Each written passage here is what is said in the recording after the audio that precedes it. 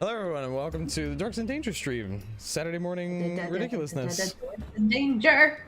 It's afternoon for me. I don't know what you're talking Okay, about. look, time is a relative thing, and relatively it's 11:17 my time, not your time. Well... Listen, Taldren. You're on the other side of the planet. Anyway, welcome. I'm just gonna get right into it with Crucible. Go right ahead. Alright.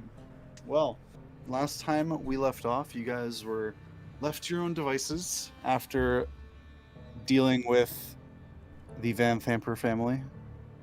And you all had went to go retire to your respective places of rest. Gasz, who Tarkus at the moment is not here, he'll be here soon, was curious about the puzzle box he had found that he was supposed to bring to his master, this mysterious handler. He decided while waiting for her that he would take a peek at the box, and unfortunately it seemed to have some sort of innate trap to it, and after failing to open it, it set it off, dealing a significant amount of psychic damage to him. Enough to actually make him unconscious. Luckily, the handler arrived shortly after and revived him, and then gave her thanks to his efforts and what he had done, and promised she would fulfill her end of the bargain in that she would help him locate his clan, which he had been separated from. She also told him to take the puzzle box with him, as it seemed his intentions were to continue with the party to Candle Keep. The following day, you all reconvened and went on a shopping trip. A very, very long shopping trip. Where you all acquired whatever resources, supplies, and equipment you wish to purchase, making some pretty nice purchases from the local magic shop, Sorcerer Sundries, as well. And then finally signed up for the arena you had heard of the day before. Unfortunately, when arriving at the arena for signing up for the fights, the less dangerous and more likely to not get you killed fights seem to have been already signed up for. And the only one that was left was the most difficult one.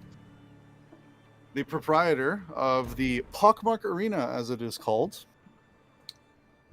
Kebrin Reds, was quite ecstatic to hear that he would have combatants for the final the finale, which he was thinking he would likely have to cancel, since no one had signed up for it. You don't know what you were to be fighting, but you were in eager anticipation. Upon some deliberation, deciding on a name for your group to be presented by, Rhea Mantlemorn, who'd still been following you around, proposed the name the Hell Riders, which your group seemed to take. And so the Hell Riders were signed up for the arena to be fought the following day in the evening. You guys all returned to the Elfsong Tavern to some relaxation before the day tomorrow, when Rue had decided to take Rhea for a walk. For she seemed quite melancholy and maybe a little still in shock from the events that happened underneath the Van Thamper Villa with Thaddeus Krieg, the High Overseer of Elturel, having fallen from grace and fallen from his post, and had been making dealings with the devil. Rue decided that she would look into maybe seeing if there was a Temple of Torm somewhere in the city. After asking the proprietor of the Elstone Tavern, Alan Aliuth, he informed them, there's some retconning, he informed them that there is, in fact, a very small shrine attached to the Chapel of Helm in the city. The location they were told to go check out was the Watchful Shield, a small chapel dedicated to Helm.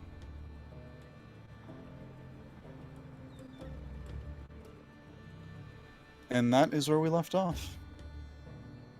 So you are all here in the Elfsong Tavern, going about whatever business you have. And Alan had just explained this to Rue, who inquired as to the whereabouts of a possible place of worship for the god Torm.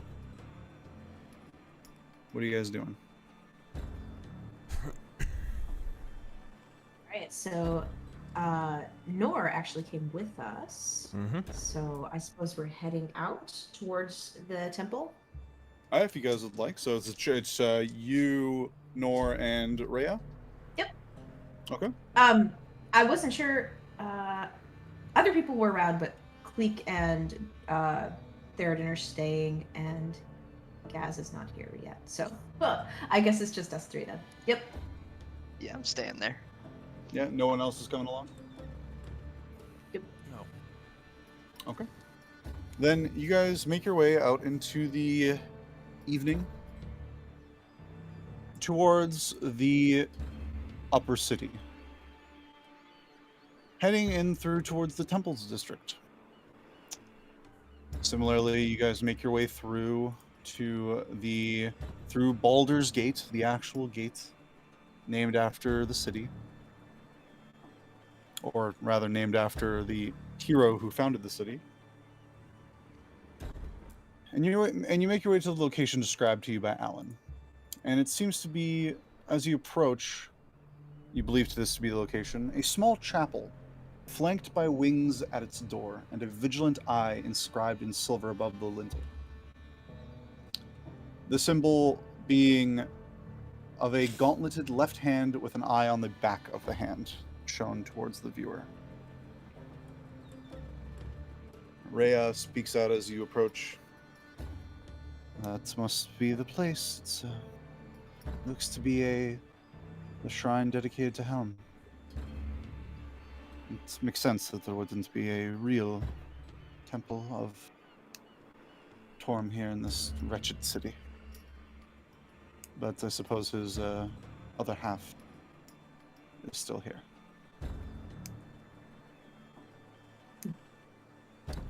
So it's not actually a temple of the Torn, it's something else. You were told that there was connected to it a small little shrine dedicated to Torm, which, as you take a look around, you see off to the left of this small stone chapel a smaller wooden structure that is just off to the left. So there's there's nobody around. There's like nobody. Well, I guess I want to see if there's anybody there who happens to be like worshiping at it, or. You're still outside. From here, you don't see too many people. You see a couple of what appears to be flaming fist outside of the temple to Helm, of the chapel for Helm, talking amongst themselves. However, you don't see more than that. It is later in the evening, so it's perhaps possible that the chapel might be closed at this point. The shrine you don't know, though. Yeah, from where you can see, you don't see anyone over there. Okay. So I guess I'll just look at Nor and Rhea and say, well, should we go see if anybody's inside? Well, let's take a look, I suppose. And she just kind of looks down and just starts following along, follows you towards it. I'm gonna try to open the doors then. As you approach, seems to be a mostly wooden structure. The doors a little creaky as you open them. Double doors open up into a smallish space for something that's dedicated to worship. with a handful of pews and an altar at the end, made out of a single stone slab. On the slab, you see a symbol, familiar, a gauntleted right hand with palm turned up towards the viewer. And if you remember correctly, that is, and looking on at Rhea herself, you do see on her armor small symbols that are similar to that, and that is, you're pretty certain, the symbol of Torm. There's no light, but there's no one inside. There is a few open windows, and a single skylight, which it lets in enough moonlight to, light up the space enough that you can at least see, so you don't trip over yourself. But other than that, it is empty.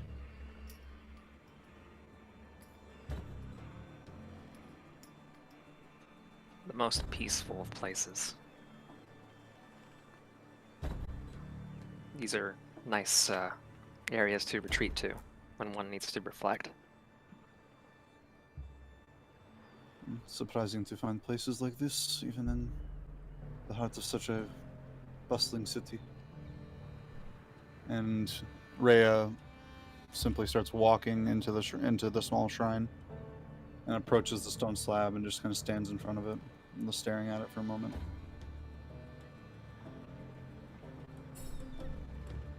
What was it like back where you were from? Altero, it's a grand place, filled with the righteous and the good, or so I thought, at least. When both the spiritual leader and governing leader of the city ends up being a devil worshipper, that's not exactly a place you would call righteous and good.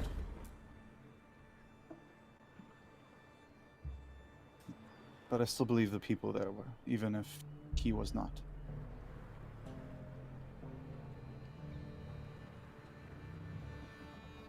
And I still think I am too.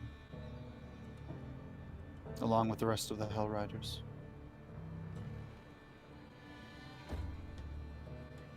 And at that point, you're not sure if she's referring to you guys as you named yourself as the Hell Riders, or if something else.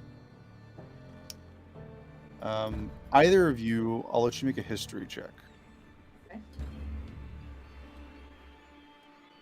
My history is -1, so... Oh, but I rolled a 19, so 18? Nor? Let me see. I need to pull up my D&D Beyond. Give me 1 second.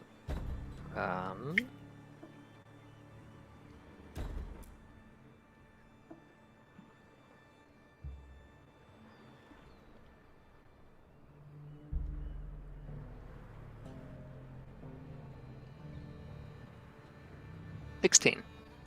16? Okay. You try to recall, and from travels and readings of your own, and your own readings you've done in the past, you've heard of Altero a little bit, and you've already recalled some information about it. You think maybe the Hell Riders were an order of knights related to the city, but beyond that, you don't know much.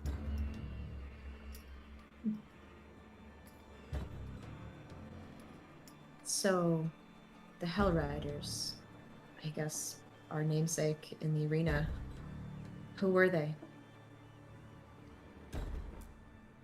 Who are they, I suppose? Where might be the proper words, depending.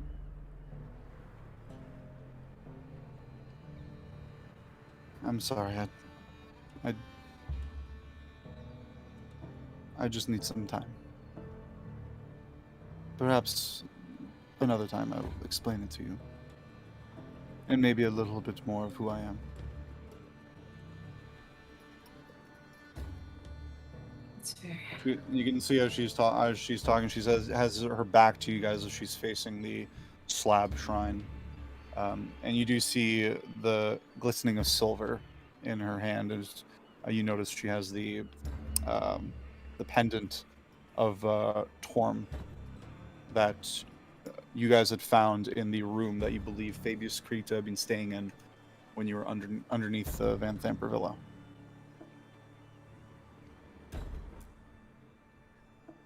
Well, guess we should maybe leave you to it for a while then. Give me a couple of minutes. I'll come back with you. Okay. I've gotten a little used to the city, and I think it'd be bad if I went by myself, Okay. especially this late at night. Rue is just gonna kind of find her way outside and just wait out there and give her some time alone. Okay. Nora, are you Nora? doing anything? Nora is kind of hesitating. He turns to leave, but he turns back around and says, "May I tell you a story, Rhea?" Of course. I once knew somebody who worshipped Thander. Hi, Tarkus. Dorks in danger. Yes, hello. Okay, going back. RP time, RP time. I once knew somebody who worshipped a deity named Lathander, and much like Torm, he's associated with righteousness, justice, goodness, I'm familiar. and yes. And you would think, especially someone who has been a devotee of someone like that for years, even perhaps their whole life, would be diligent and unshakable in their devotion and faith. But this person I knew, this person I looked up to in some ways, betrayed everything that they knew and turned to similar atrocities. It's a situation that reminds me of what you're going through. And I've seen this time and time again in my travels and in my life, and it makes me wonder if anybody is sincere about their faith and their devotion to what we call good. And I will have you know that even when the brightest stars fail to shine, there are still many around them that glow true. And I hope that gives you some consolation that your faith in Torm is not misplaced, and faith in others who worship him can still be valid. Yours can still be valid. She kind of just sits there and listens. When you finish, she doesn't say anything at first. It's a small Kind word. temple, right? It's pretty small. Yeah. I'm kind of just outside the door, so Ruse was just listening to that and got her thinking. Okay. Yeah, you can hear easy enough. But I will say, take the time that you need. I know as well that these things take time to heal from and reflect on. So I will leave you to your reflection and prayer. She just nods. Thank you. Of course. Wise words from someone with experience, it seems.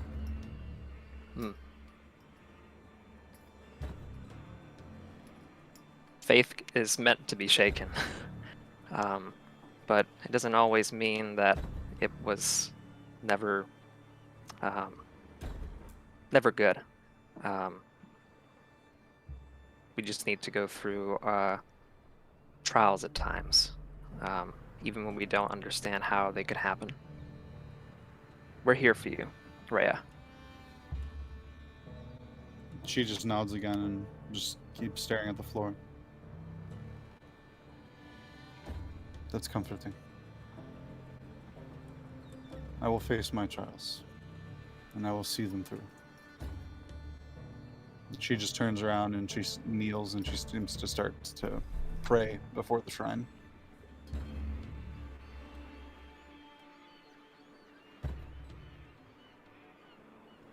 I think with that, Nora slowly exits. As Nora's walking out, Rue just looks at him and says, I'm glad you came. Thank you. You had the words that I didn't. Frankly, I didn't know I had him in me. But I know exactly what Rhea is going through.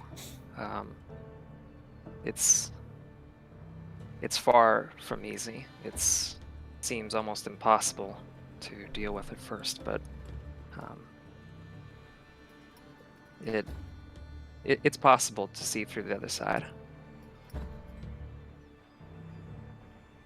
I wanted to reassure her that, again, that she's not alone in this.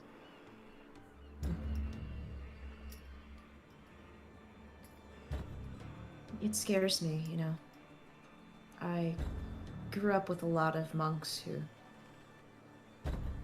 had an attachment to one deity or another, and the idea of that kind of faith, to put that trust into a deity or a person, and to have them destroy you in that way, to be so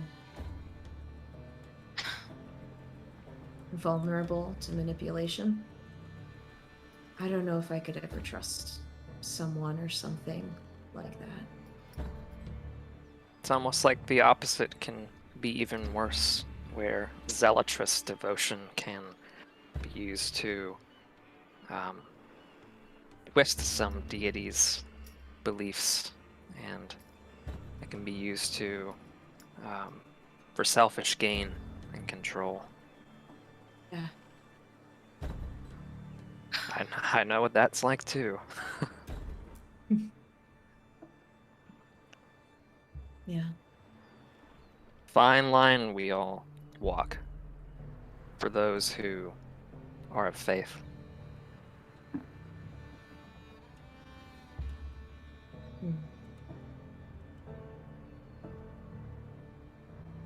All right.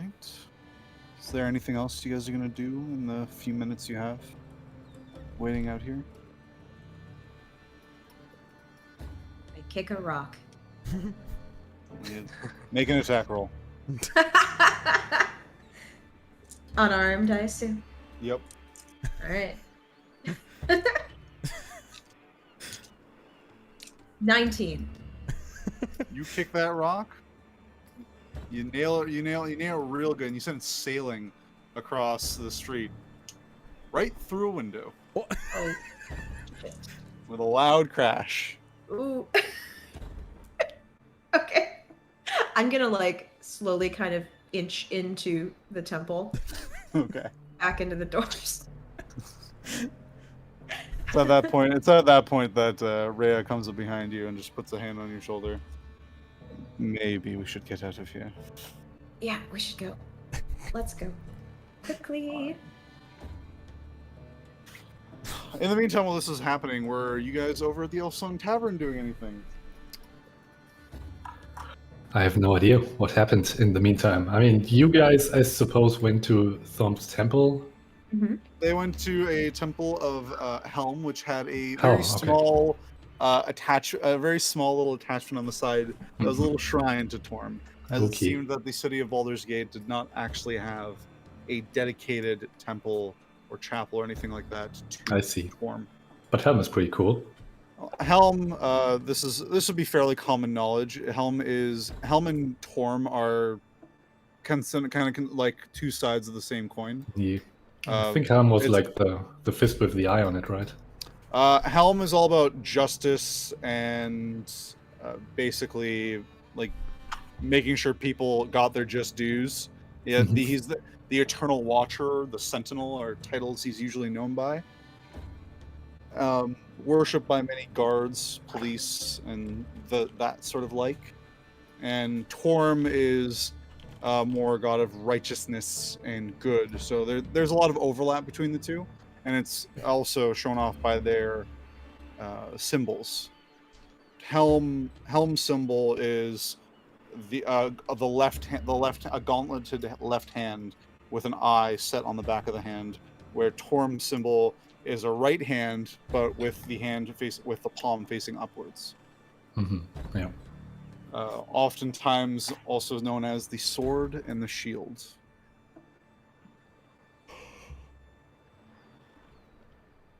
But yeah, they basically Rhea or Rue and Nor took Rhea to the shrine, and they had a talk. So is that like pretty far away? Is that like are It's they on the other expected to side. come back? It's on the other side of the city in the Temples district. So it would have taken. They're probably going to be gone for, I'd say, before you guys come back, maybe an hour or so. Did they say that they're gonna leave or something? They did. Yeah. They said they left. I Okay. wanted to try to be back before or just as night was falling. Okay. Yeah, Gasz is just waiting in the Elfsome Tavern. If there's still food, he's probably munching on it. Mm-hmm. Just sure being- there is. Just being kind of not really knowing what to do right now, waiting for someone to tell him what to do. So he gives off that impression. Yeah, kitchen is probably still open. I would like to order something larger, like meat related. You do a whole roast pig? Sure. All right. Alan, surprised by the small kobold who approaches him, asking for an entire roast pig, says, "Oh, we could do that. It'll be a couple of hours, but we could do it. That's going to be about 5 gold pieces. It's a lot of meat." I mean, so how many people are still? So it's Gasz. Everyone's there except Rue and Nor. And Rhea. I'm Yeah. trying to make my kobold fat. I have to gather my strength for the arena.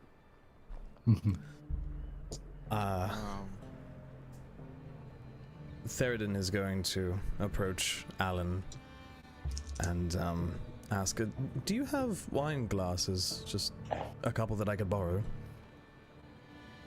Oh, of course, yes. And he kind of reaches underneath the bar and just produces 2 simple, tall wine glasses for you. Thank you. Is Kleeck still up in that room that he took? I think he said he needed at least an hour. That's up to him whether or not it's already done, if he's done up there or not. Probably 2 hours, so he's probably missing for the evening. Yeah, I would still. Do you maybe have something smaller, turkey perhaps? Let me go check. And you see him disappear for a moment. He comes back from behind, from the kitchen. No turkey, unfortunately. Only a pig. All right, give me the pig. All right, 5 gold pieces. And in about 2 hours, you will have yourself a full-size roast hog. Theraden is just going to look at the kobold like, a whole pig? You're going to eat a whole pig? I mean, you can have some if you want. I'm just...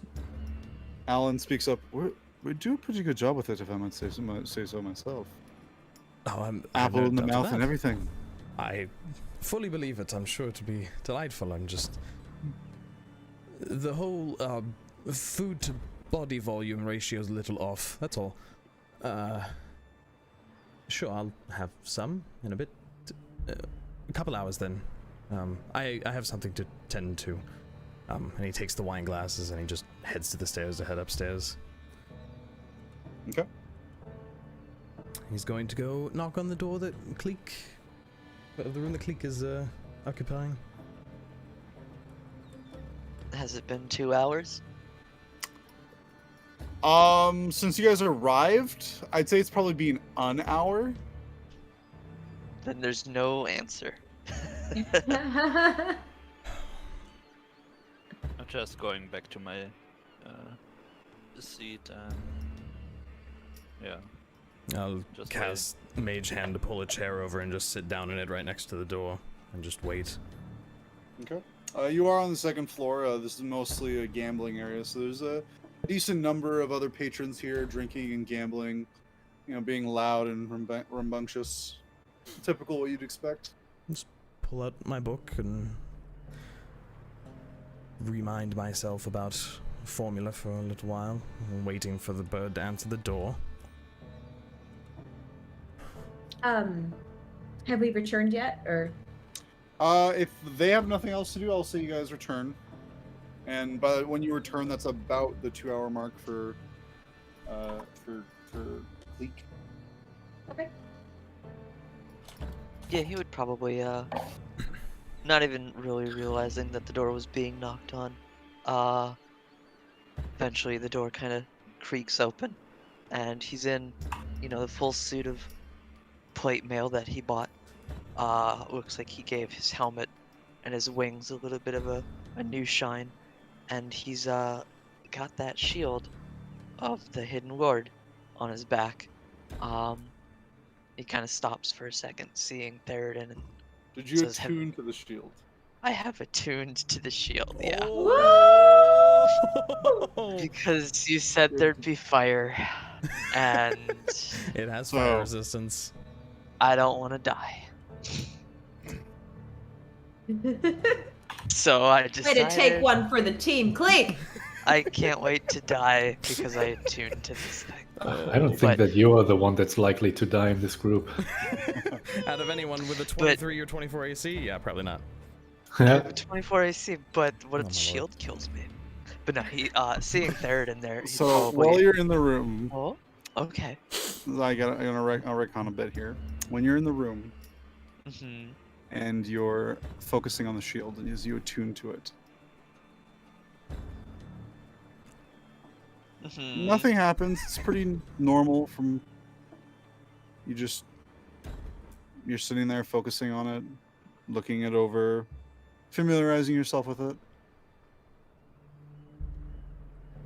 When you hear that voice come into your mind again, familiar from when you first saw the shield.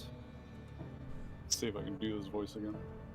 Oh, you don't have to. If it's too much of a problem. He's Okay. gotta- He's gotta gonna do go it. for it. Gotta do it. Yes. Take me with you. This is absolutely only a temporary arrangement. I will help on your journey.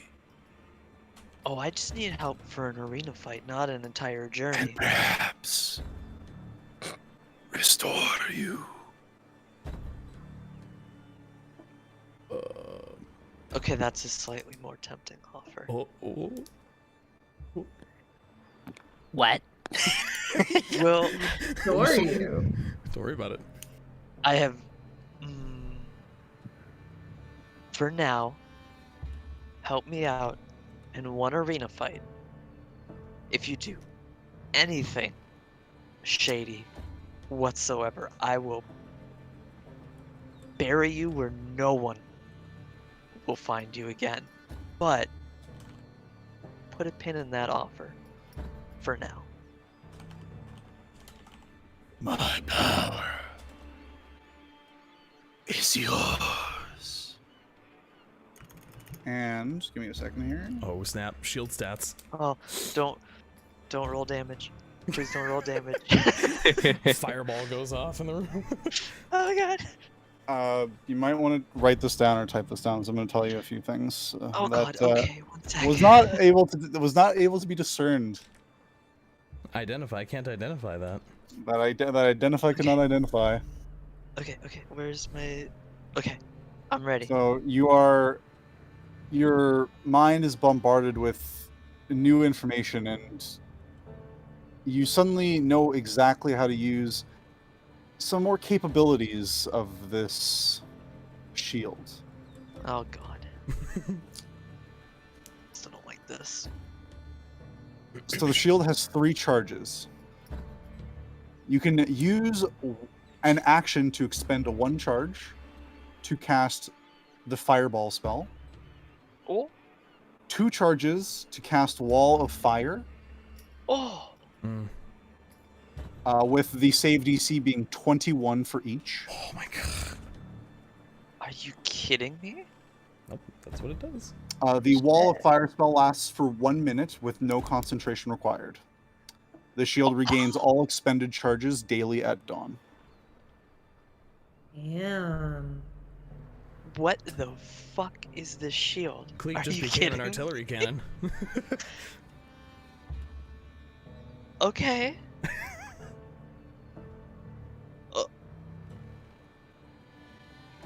Okay. Did you say DC 21? 21. DC 21. So 3 charges, 1 charge to cast Fireball, 2 charges to cast Wall of Fire. DC 21. Wall of Fire lasts for 1 minute, no concentration. That's crazy. The suspicion goalposts have moved. I'm no longer suspicious of the shield, I'm suspicious of using the shield. Oh man. Oh boy. When the process is done, the shield kind of like almost vibrates as you fully attune to it. Okay. You being a paladin, you know the shield is clearly very powerful, or at least the entity within it is very powerful. And it claimed to be a divine being. But something isn't quite right to you. Oh, As shit. there's just a tickle in the back of your mind. But that's all. Oh shit, son. Suspicion You just stoked. made a free. Oh man. I'm, for the record, for the party, I'm unattuning to this shit after the fight. If it lets you unattune to it. Yeah, that's what I'm worried about, but I figure it's fine. I'll bury myself where no one will find either of us. And we'll just be best friends I'll forever. see you guys It's later. fine. I'm gonna go into We'll, this we'll grave. have Bye. soft tacos later. This is my best friend, Gabriel. We're gonna have some Tacos later. And then just in that deep raspy voice, just wow.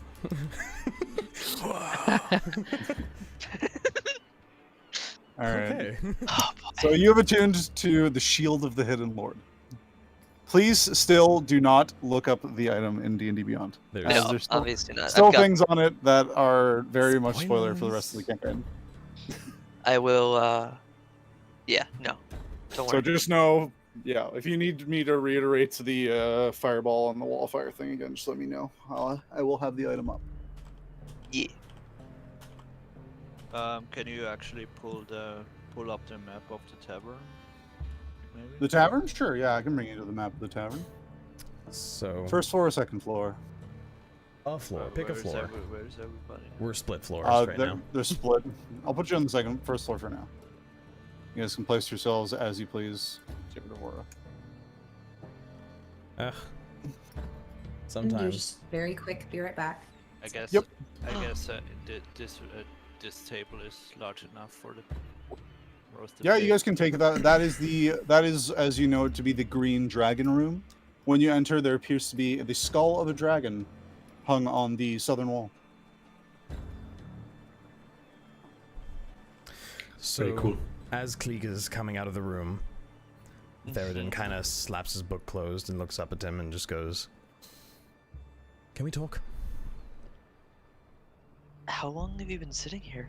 An hour and 15 minutes. That's an hour and 20 minutes longer than I thought anybody would sit here. What are we talking about? Can I come in? I just want to talk privately. That's all. You're sure you wouldn't rather go downstairs with the And others? He pulls his bag off and pulls out the wine that he took from the Van Thampa villa and has the 2 glasses in the other hand and looks at him and goes, "In private, I have wine. Do you drink? I used to. Would you like to?" Don't partake too much anymore, but... Alright. Fine. And he kind of scoots over and lets you walk on in. Theraden stands up and walks in and The old glances suit of around. armor's just kind of scattered across the floor. So for reference, the room you guys would be in is going to probably be this room over here. Okay. E. So I'll PvP. come up and I'll fight them. I'll sit down in a chair and set the glasses down and start working on the cork out of the wine. So That was really good. That was perfect. satisfying. 10 out of 10. Pour some wine. It's very good wine. It's fine stuff. So, a couple of days ago, Mhm. when I was playing around with another spell, I did notice something very odd about you. And I'd been What? meaning to ask, and I didn't know how or when, so I figured over wine and at night would be a good place. And considering we might miraculously get ourselves killed tomorrow, fighting some monster, figured now's a better time than any. I used Detect Magic just to have a look around. And you are like nothing I've ever seen. So Is it the armor? I don't know if it's the armor or if it's you, but it looked like it was more than just the armor. So I want to know, in private, one-on-one, what are you?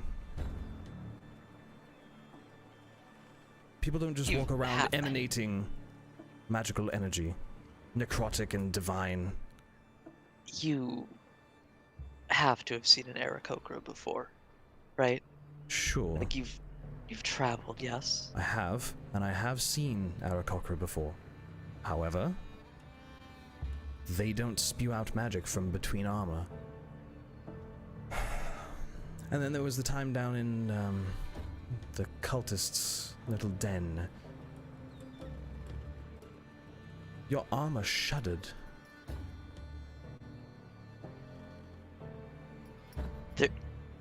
I was a bit shaken. Obviously, if I'm shaken, the armor would shake. I am wearing it. You do know how armor works, correct? Kleeck, please, don't play coy with me. If Alright. we're going to be adventuring together, I need to understand everything about our companions. And so far, you concern me the most, because I don't know what you are.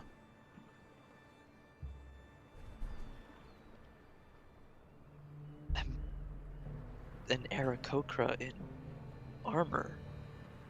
What's... I may have an heirloom or two on me, but you do have to understand I've known you for A week at tops. about a week,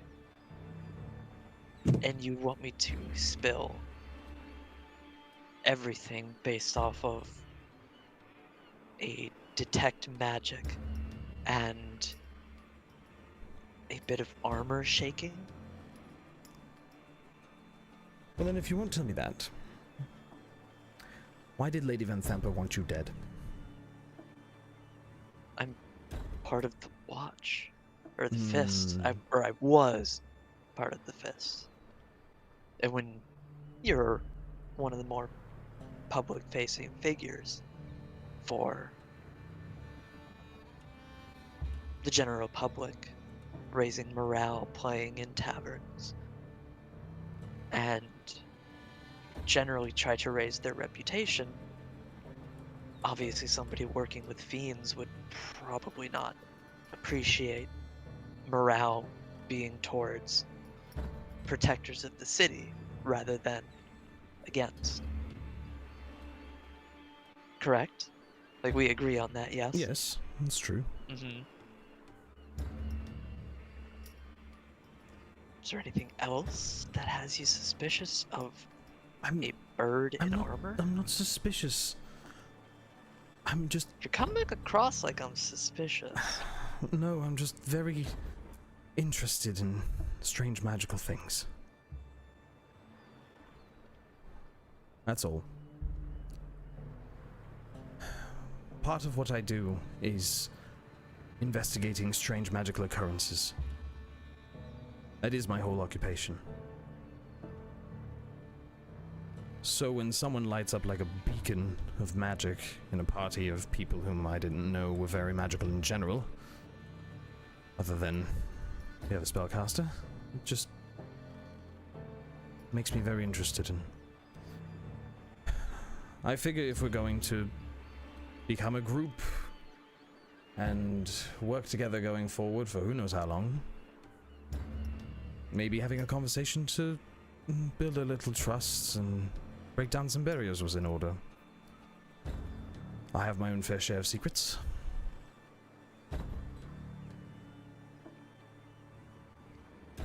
And I've got one or two, I suppose. That's true.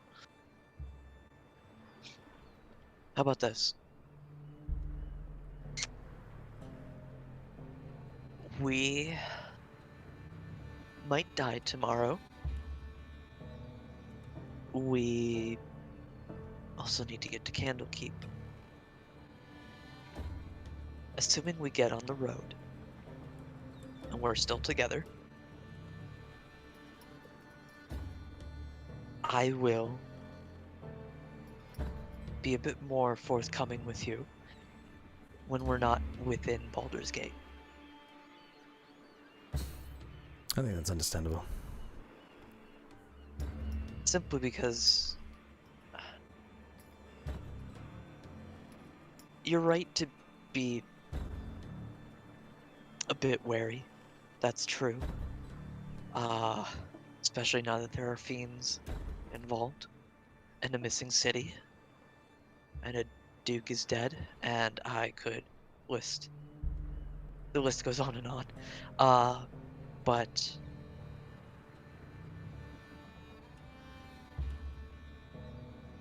you do trust me, right? You've given me no reason not to. Again, I'm just a very curious sort. It comes with the nature of investigation.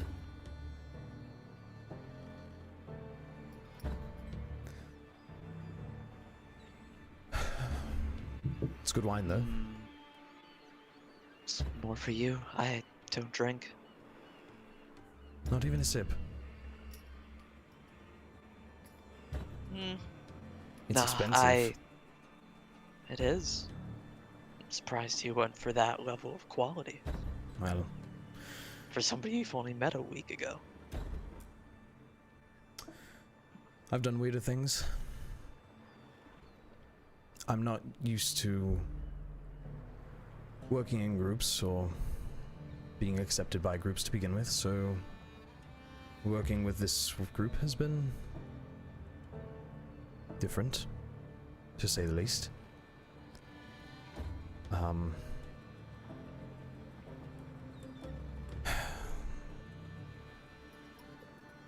There's just something nagging at the back of my head, and it's making me very anxious. That's all. Okay. Here's a question for you then. How much less anxious would you be if I told you at least a little bit of information? Any bit to sate my curiosity. Second question, do I have your word that you would not yet tell the others? As an omen seeker, I keep my word to keep your word, your secrets, and any little dirty problems, lies completely under wraps.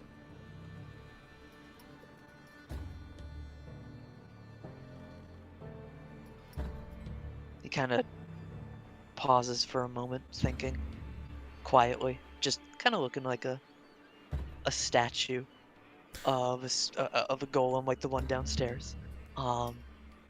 Before the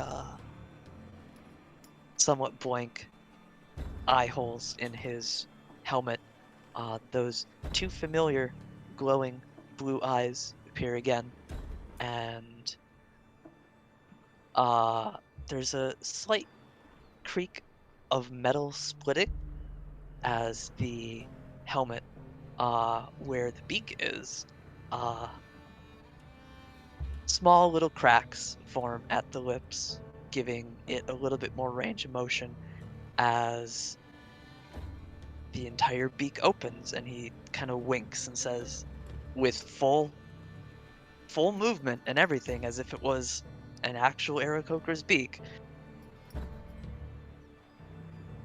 there's a little bit more to me than meets the eye, but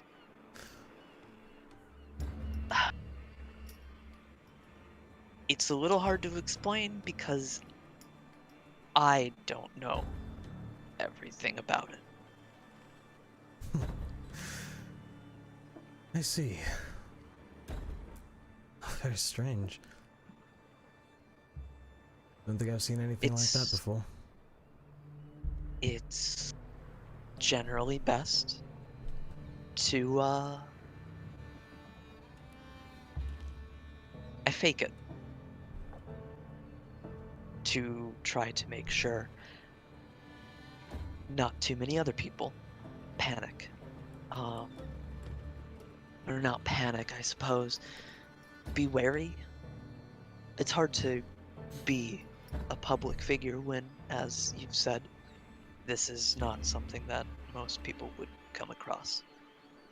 Indeed. He kind of grins a little bit, which is weird coming from a metallic helm, but he grins and kind of chuckles. So you might understand why I say you can have most of the wine, if not all. Right? That does make a lot more sense. Makes a little bit of sense. Well, a little bit, yes. How interesting that we're kind of birds of a feather in that way. No pun intended. That's a bit racist. I understand. It was not, no.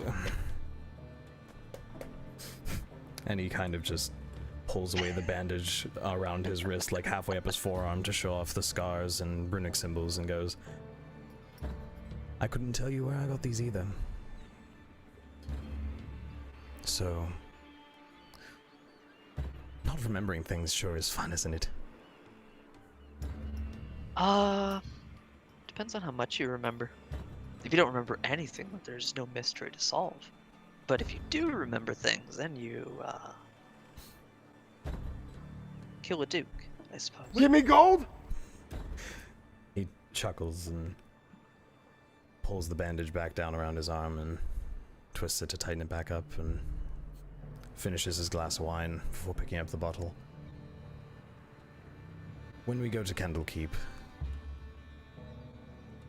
I think a lot of things are going to become much clearer. You really think so? I think so, and I think what I'm looking for is there. Whatever it is. I appreciate you being the bulwark of this team. You're an impenetrable wall, and not many can say that.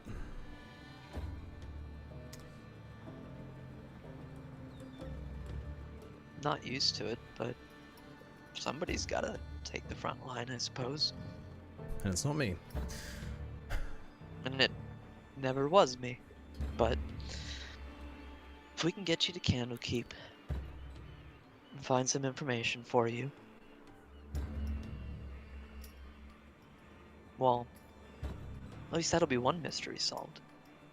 I've only one lead myself. I only just recently came across it within, well, the past short amount of time, really. But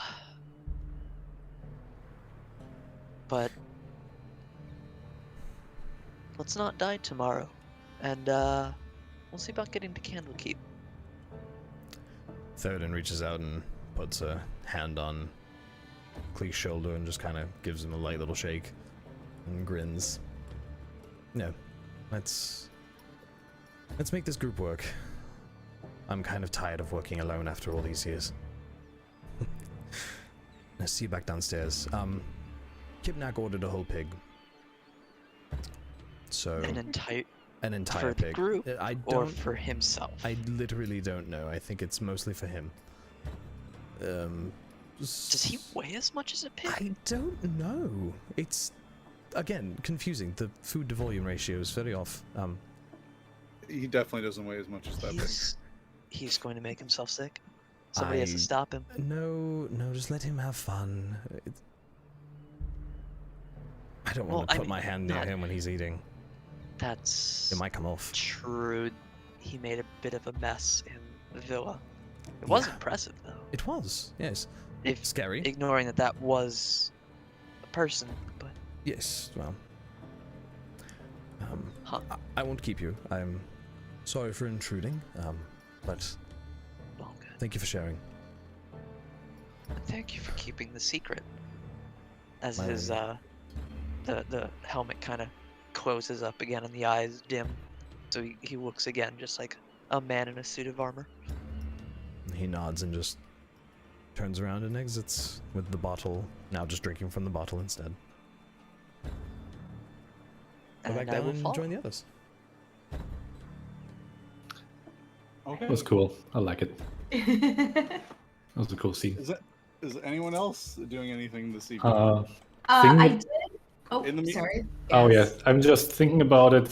Since Gasz probably get the jitters again, I probably would at one point go to Joblin's and get more tea. Speaking of which, yes, you don't have any more tea left. Go ahead and make a Constitution saving throw for me. I will make one, and it's gonna be fantastic. Better. It's a 1. It's a natural 1. Oh my! Can you ever succeed on that saving throw? Yeah, you start to feel a little shaky, and you're like, I really need some more of that tea, and your mind gets really distracted. Yep. Until you satisfy that craving, you have disadvantage on all wisdom saving throws.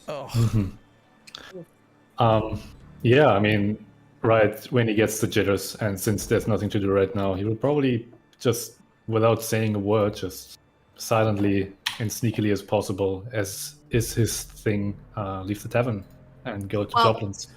That's funny because as soon as Rue got back from the temple, she was specifically looking for Gasz. So how does this work out? Well, you guys would have arrived probably before he left. It on the timing. It kind of depends. It's up in the air. I'll say he was still probably here. Maybe he was getting ready to leave. But if he's trying to leave stealthily without you guys noticing, guys, make a stealth check. I will. And this is gonna be fantastic. Give me a second. I lost my character sheet. Is the tea house even open at this hour? Oh, we'll see about that. it doesn't need to be. He's a rogue. What's stuff That's there? true. That's better. That's a 26. Yeah. Okay. Yeah, absolutely no one notices you. They don't. Passive Well, shit. perceptions. Passive perceptions are nowhere near high I've enough been to catch you. I've been in the dragon room and suddenly sitting on my chair, minding my own business, and suddenly I'm gone. Yep. Well, But if there's I'm something gonna you look wanted around. Oh, sorry. if there's something Rue you wanted to tell him, you probably can, because this is probably before he left. Oh, so I do see him in the room before he left. Yes. Okay. But we don't see him Okay. leave. I wanted You to- just don't see him leave. Right, later. Alright, so I just wanted to pull Gasz aside because we had talked earlier about wanting to sneak out in the cover of Mhm. darkness to go change the roster to say Dorks in Danger instead of Hellriders. However, I have recently learned some information that this name might have some significance to Rhea. So I just wanted to pull him aside and be just like, hey Gasz, psst. And kind of like bring him into the darkest, least conspicuous corner of the tavern. Yeah, Gasz immediately comes over to you and sneaks up to you. Kind of notice that you want to be like sort of sneaky and clandestine about it, so he's doing his best to keep like the lowest profile possible. And he's like, "What is it?"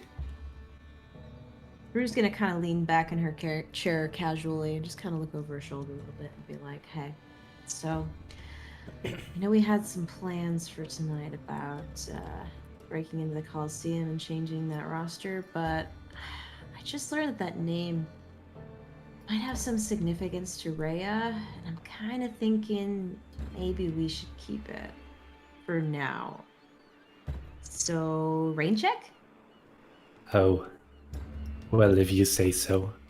I think Dogs in Danger would have been Danger Dogs would have been very cool. It sounds cool to me. Really agree. But I just feel like Rhea picked it for a reason.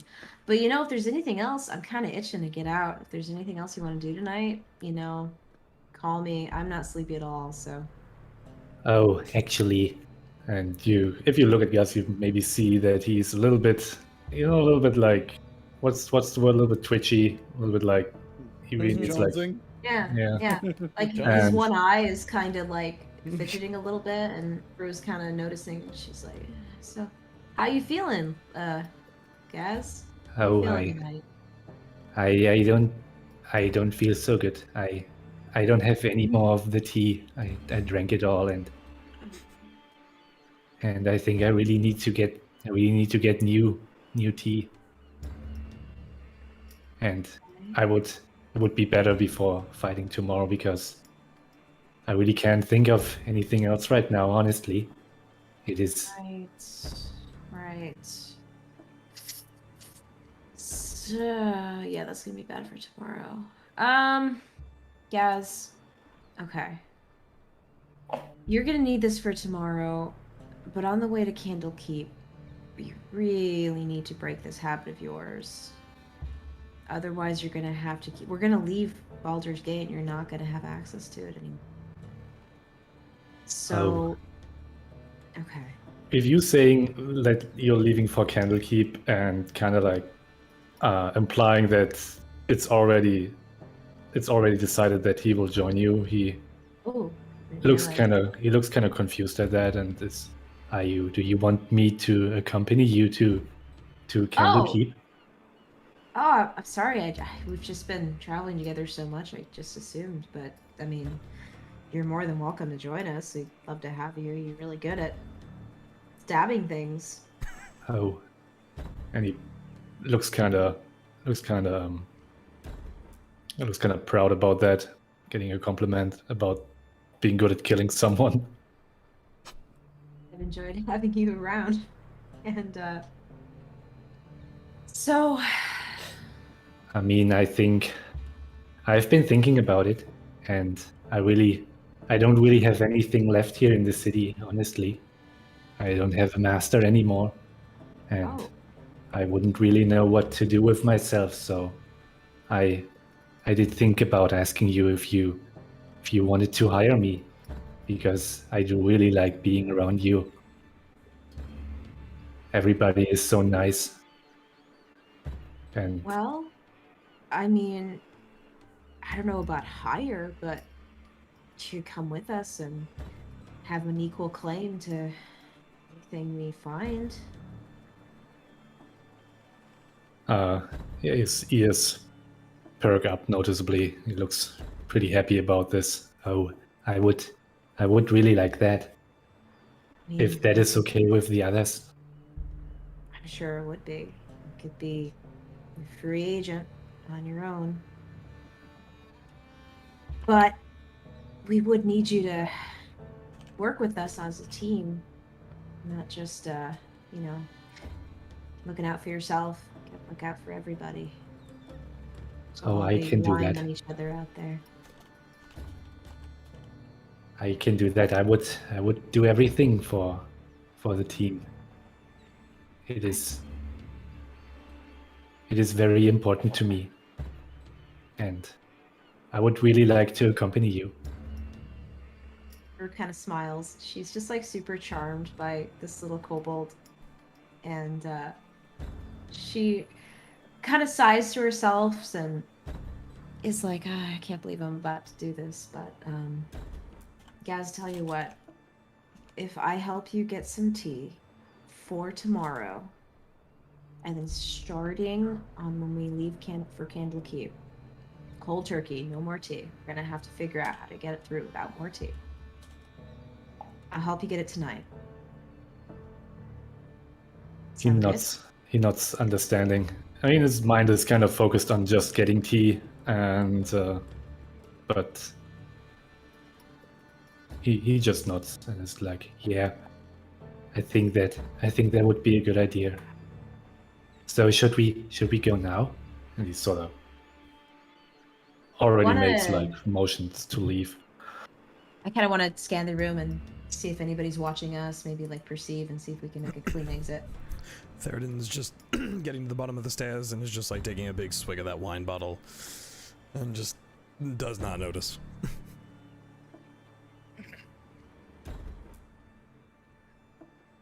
All right, well, my perception roll is a 1, so that is. I mean, God. With my stealth being so good, can I sort of like lead her out? yeah, I'll say that you guys can make your way out without really too many people noticing. Okay, cool. Let's do that. Okay. Is anyone else doing anything else at the Elf Song Tavern? I don't think so. Nope. At this point as well, Kib, your pig arrives at the table in the Green Dragon Room.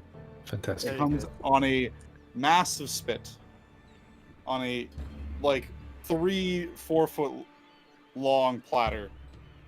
This giant roast pig, which smell just fills the whole tavern as everyone's literally staring at this pig, drooling over it as it's brought into your room and set down on your table. I mean, not the room, like the what's it called, the green, right? Yeah. Yeah, it's brought there, but you have to. It's people see that it go into the room, so they see it. So, but they see it's brought into the room, and it's placed at your table.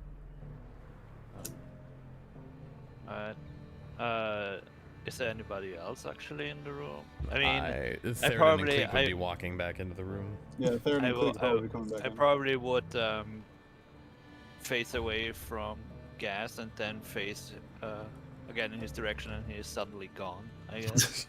Yeah, probably that sounds about right. Him and Root. Anyway, yeah, I would probably rub my hands together and grab my cutlery and start cutting off some. It's really well done. It's cooked perfectly, steaming hot still, and the smell is almost overpowering of roasted pork. Going to the two, going out into the late evening. It's probably getting pretty close to midnight. It's already dark out. You guys are making your way to Joplin's, you said? Yeah. Okay. You arrive at Joplin's without much issue. It's pretty close to the Elf Song Tavern. Interestingly enough, there is still a lineup outside. That's weird. As it's still open. Oh, It seems. jeez. Wow. Oh, surprised it's still open. This might actually be easier than I thought it was gonna be. Should we just get in line? Like last time? I mean, I suppose, unless you have other ideas. Oh. You know, I was wondering about what they put into that tea, because I tasted it last time, and I tried to find out, but I couldn't. But I couldn't taste anything hot in it. So, Yeah, I've been curious myself. But, we don't really want to get into trouble before the fight tomorrow, do we? Suddenly, just a gives you a- voice behind them. Maybe I could cast Lesser Restoration. Okay, well, first. Did you didn't seriously? Know, you didn't know they left, so you. Yeah. Oh, I didn't. Oh Hey, no! the 26 No one's- stealth, man. No one's passive perception is anywhere near high enough Yeah. to catch him. Fine. So, Can he roll something else for it? Like maybe he was praying and he got a little tickle at the back of his mind Divine that someone was intervention. up to no good. something maybe you can think of next time you see each other. Mm-hmm. For now, unfortunately, you're not there. Okay. Very good. Sorry. Rewind time. Be kind, rewind. Be kind, rewind.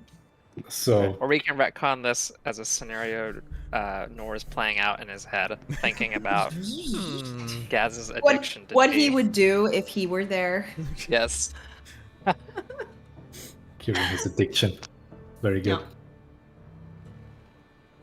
So yeah, Alright. Gasz gives you this puzzled look as you tell him that maybe it wouldn't be wise to like get into further trouble, and he's just like, we could just. I saw you move around. You are surprisingly silent. I think we could get in and find out what they put in that tea, if you want to. Gasz seems pretty confident that he could get in and out without being seen, but I guess that's part of his profession. Rue's curiosity is just absolutely brimming. And she's really on the fence about it. But she looks at Gasz and she says, okay, but we need to be really quick. Can you do that? Oh, I can do that. In and out and grab some tea. That's it. Just 2 cups worth. That's it. Two Okay, cups so worth. you're trying to trying to sneak into Joplin's. So yeah, I'm kind of like first like getting an idea of the building, seeing if they're like if the whole tea parlor is like, is it more stories? Does it have back entrances? Does it have balconies? Does it have chimneys? Stuff like that. Looks like it looks so. If you want, you do see an alley off to the side of the building, which goes around the side and looks like towards the back. Mm-hmm. The building itself is 2 stories. You don't know if there's a basement or if there's anything more than that. Okay. But you know that there's at least 2 stories. It's not a large building. It's pretty small. You know from before that it used to be a tavern that was pretty run down. So, based on that, you probably guess. I mean, most taverns have a basement. Yeah, I was thinking about that.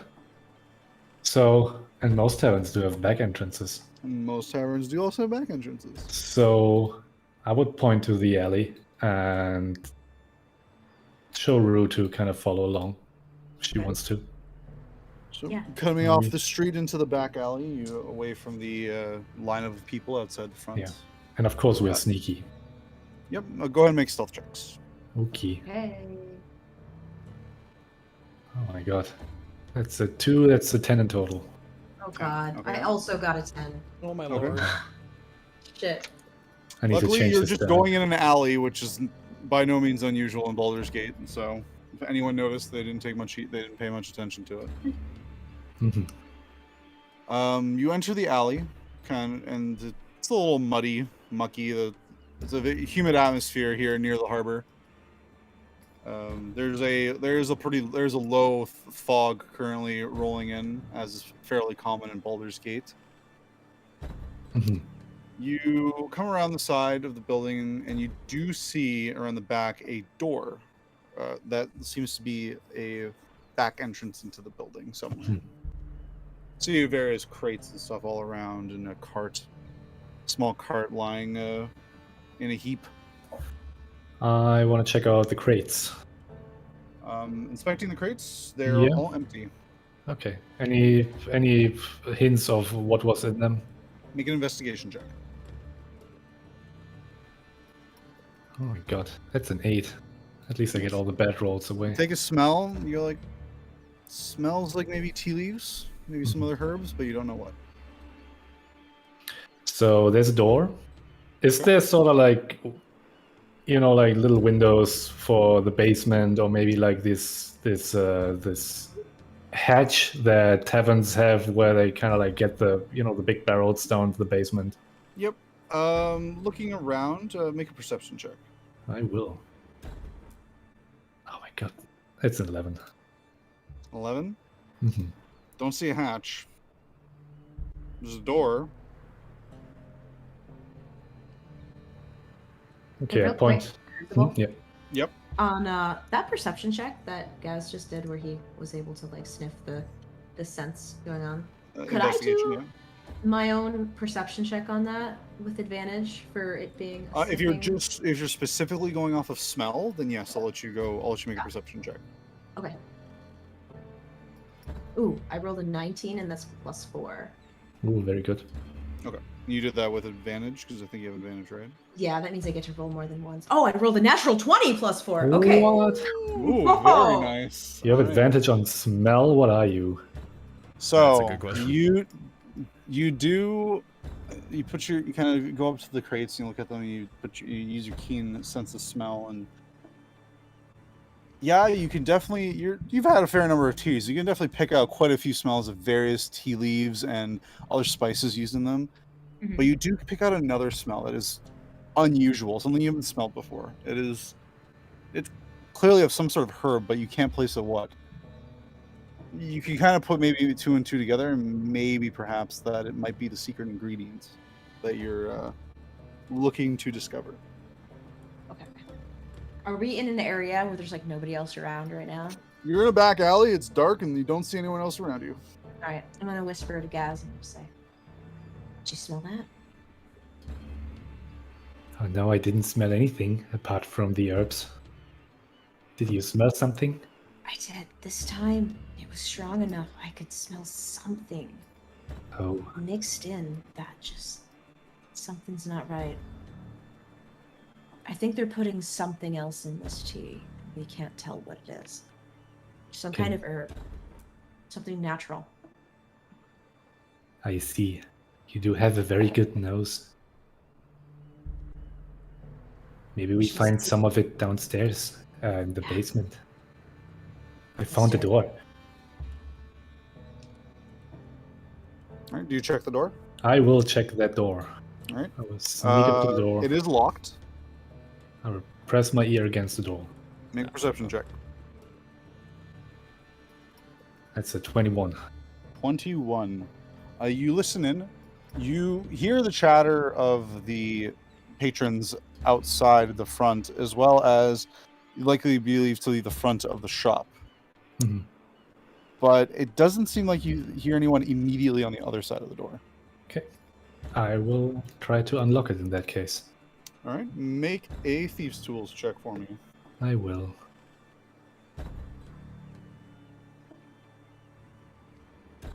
That is this plus 17 plus 2 is 19.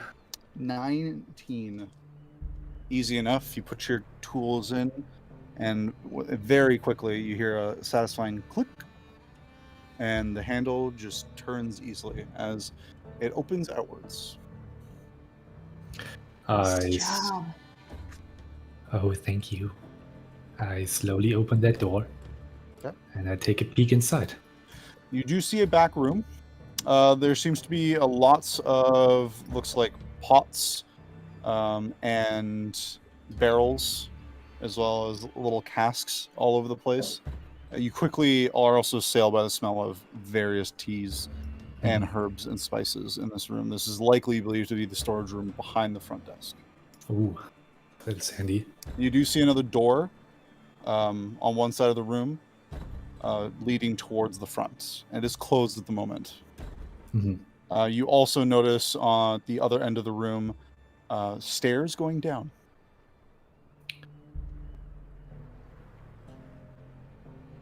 Okay, I will just to make sure it's what I think it is. I will just sneak in. Obviously, first check if someone's there. You guys are entering inside. I'm gonna have to ask you to make another stealth check. Okay. Big numbers.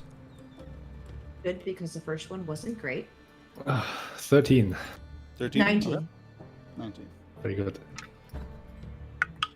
At least you're sneaky.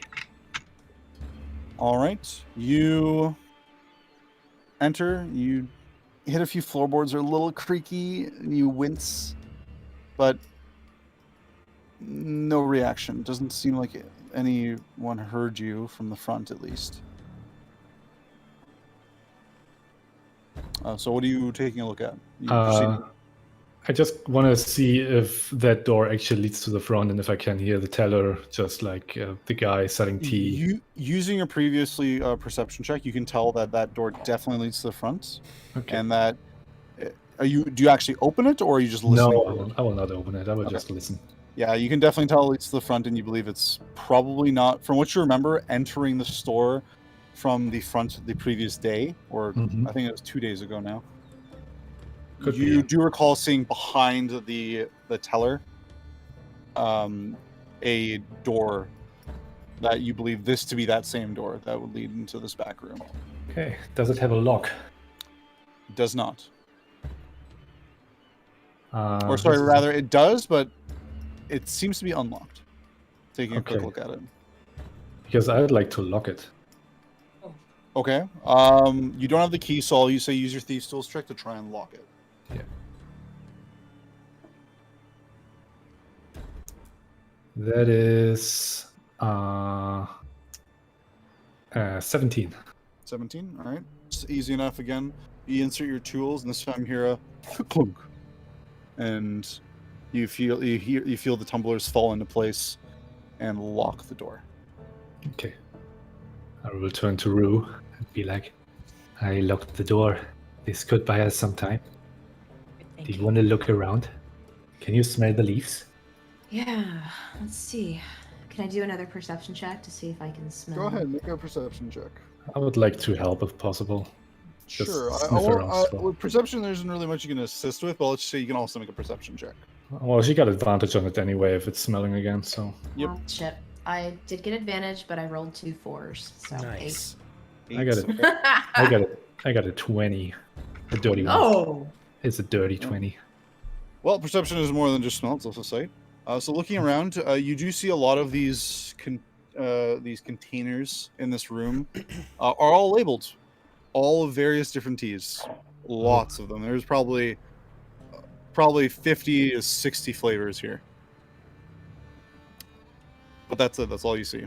Just containers full of leaves. And Rue, they confirm it. This all smells like tea. Can I see what the containers all say? Is it all just like the names of flavors? It's all of the tea? names of the teas, basically, of different flavors. I don't know enough teas that I can name them all, so just use Okay. your imagination. Okay. Got it. they have all the typical stuff, orange pico, Baldur's breakfast.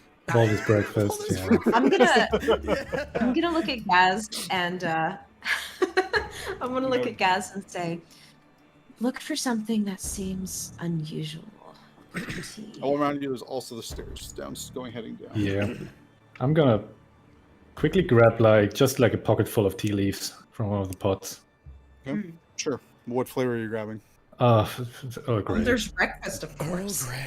Baldur's Grey. Duke's Baldur's Grey. Duke's Grey. Duke's I Grey. want. Oh, heck yeah.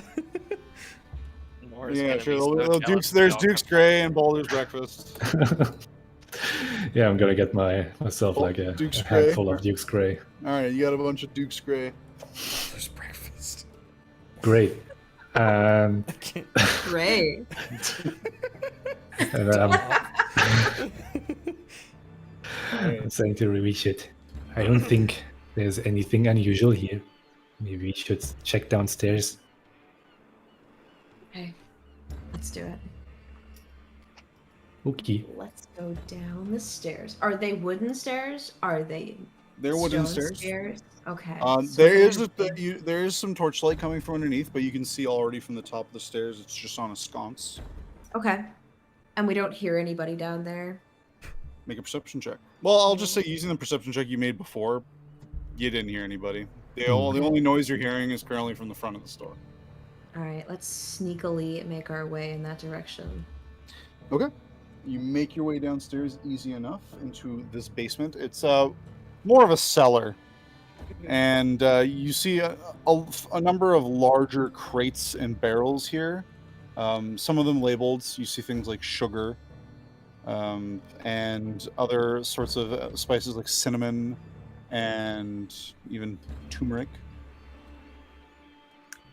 But you notice immediately as well several crates stacked up in one corner that are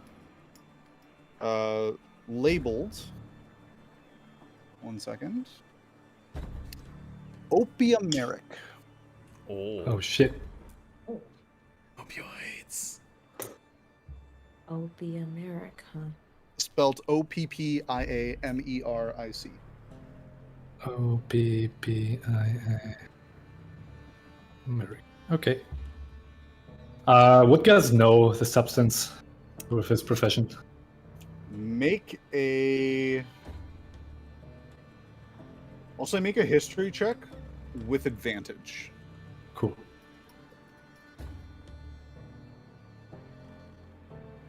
Uh, 18. 18. From your days with the Thieves Guild of Athkatla, you do recall they doing some drug smuggling. A herb by that name, Opiumeric. To your understanding, it is a highly addictive. It can be ground into a highly addictive substance. That's main downside is that if you don't sate the addiction, it causes one's mind to be a little weaker than normal and more easily susceptible to certain types of suggestion. Oh. This is it. I know what this is. That name doesn't sound good. It is a drug that makes you addictive and that clouds your mind. I know it from my days in Athkatla. It's just marijuana mixed with opium. Yeah, that's great. Can you smoke it?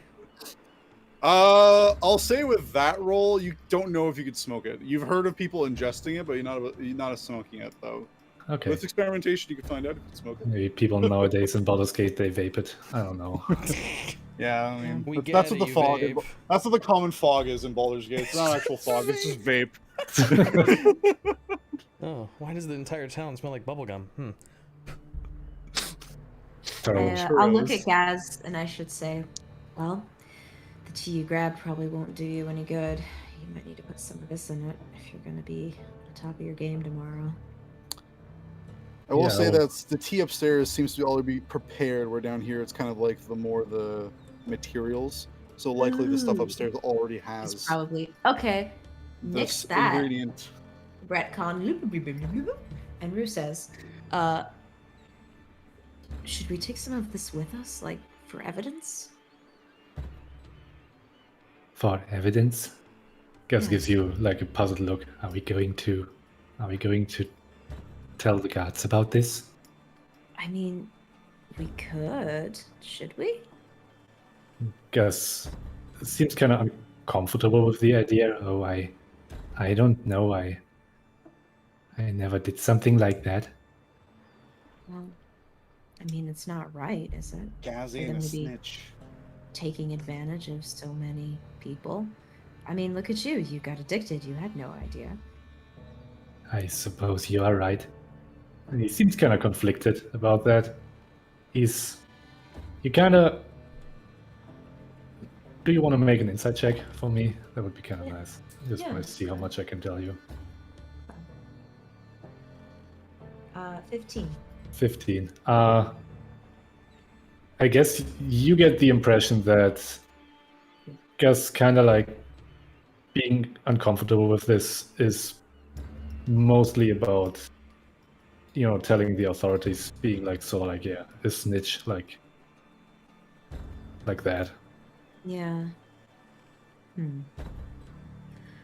Why don't we just hold on to this for a while and think about it? I think that's good. It's good we found this. Yeah. And let's take some with us. And after the arena, we'll find a way to wean you off. How much of the opio merrick are you taking? Um, Seems to be in a dried leaf form. Okay. One could make something else with this, maybe. And Gasz Yeah. will take actually a bunch of it. Like, not like, I don't know, like, not like, I mean, a reasonable amount that can fit like in like a small bag or We'll say something. you have a decent sized little pouch, then you fill to Yeah. the brim. Yeah, sort of like that. All right. I'm gonna look at Gasz and say, are you sure you want to be the one to hold this right now, given your condition? Maybe you can let me hold on to it for the time being? Yeah, he looks at the little pouch and seems sort of hesitant about giving this away. I'll look at him, like, gives you, straight in the like, eyes, and I'll say, like, I promise I'll give it back when I know that you're safe. He gives you like a little Gollum stare back. So like, it's my precious, I'm not giving it away. But then he gets over it and hands it to you. I Pack think that you're right. away in a bag, in a pocket. That would be pretty deep in my travel pack. Mhm. Do you think we should destroy this, maybe? And he points at the stack of. I mean, it would arouse suspicion. And they're just gonna get more. So I think we should leave it for now, so we're ready to do what we're gonna do. Whatever we decide. Okay. And he nods and. Let's leave, in that case. Let's get back to the tavern. We should get some rest. All right. Easy enough. You guys managed to sneakily make your way out. Mm-hmm. None the wiser. Just gonna make remove all the traces of someone being here, including unlocking and locking the doors as they were before. Okay. I'll say you do it easy enough without much Yeah. issue. Not gonna Cool. make you make a roll. All right. So you it guys was make as your if we were never there. and you disappear into the foggy dark night as you make your way back to the Elfsong Tavern.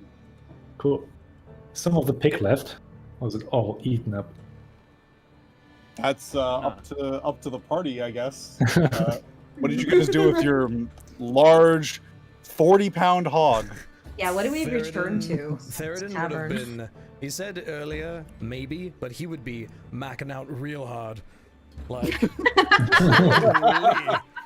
like he was just thinking, like, oh, just roasted meat, whatever. But this is like, oh, and he's also a bottle of wine in, so like. Does he Kleeck look like is- I need to roll him up the stairs later? He might. I mean, he's not sloshed. He's just having a really good time. Which is actually the Kleeck is first time mostly you've just probably seen him have a good amazed. time. Kleeck is mostly just amazed that the small kobold has not made himself sick off of pig, but he hasn't eaten any. So Is there any mostly left? it's mostly just Kib and That's a- Theraden just. I'm Yeah, that's pretty up to those sure two. that they would not manage to. Like, they managed to get through. Like, you're like, wow, they actually got through a decent, more than that than you thought. But there's still a lot of pig left. Like, Yeah. more than enough. For you, ×4, and then like everyone else in the tavern as well. And I kind of look around and be like, is this fair game? Is this for the group? Of course. Do you think I can eat the whole thing on my own? I really don't. I really don't think. I think you need some help. Come on, Rue, it's And Rue takes- delicious. Come on. Rue grabs a chunk with like her bare hands and starts like going for it. Good. Where the hell where by the hells have you been anyway? You suddenly disappeared. Oh, Gasz needed some tea.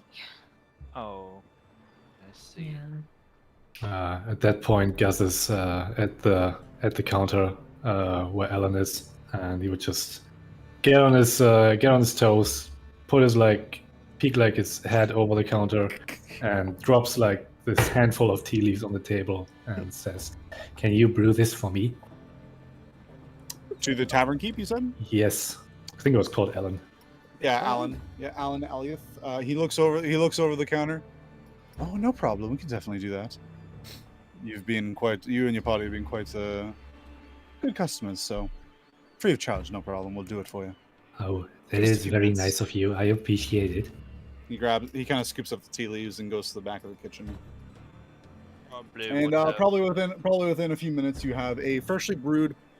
How did you give him enough for like a pot, or did you give him enough for just for like a cup? Just a cup. Okay. Yes. You have a freshly brewed cup of Duke's Grey. Great. I want to probably- approach Gaz and I want to ask him real quick, just kind of sly, like I'm whispering. Like, Gaz, you seem to know a lot about this. Is it illegal to have this? Oh. Yes, this is very illegal. Oh, He talks about it as if there was like no problem about it.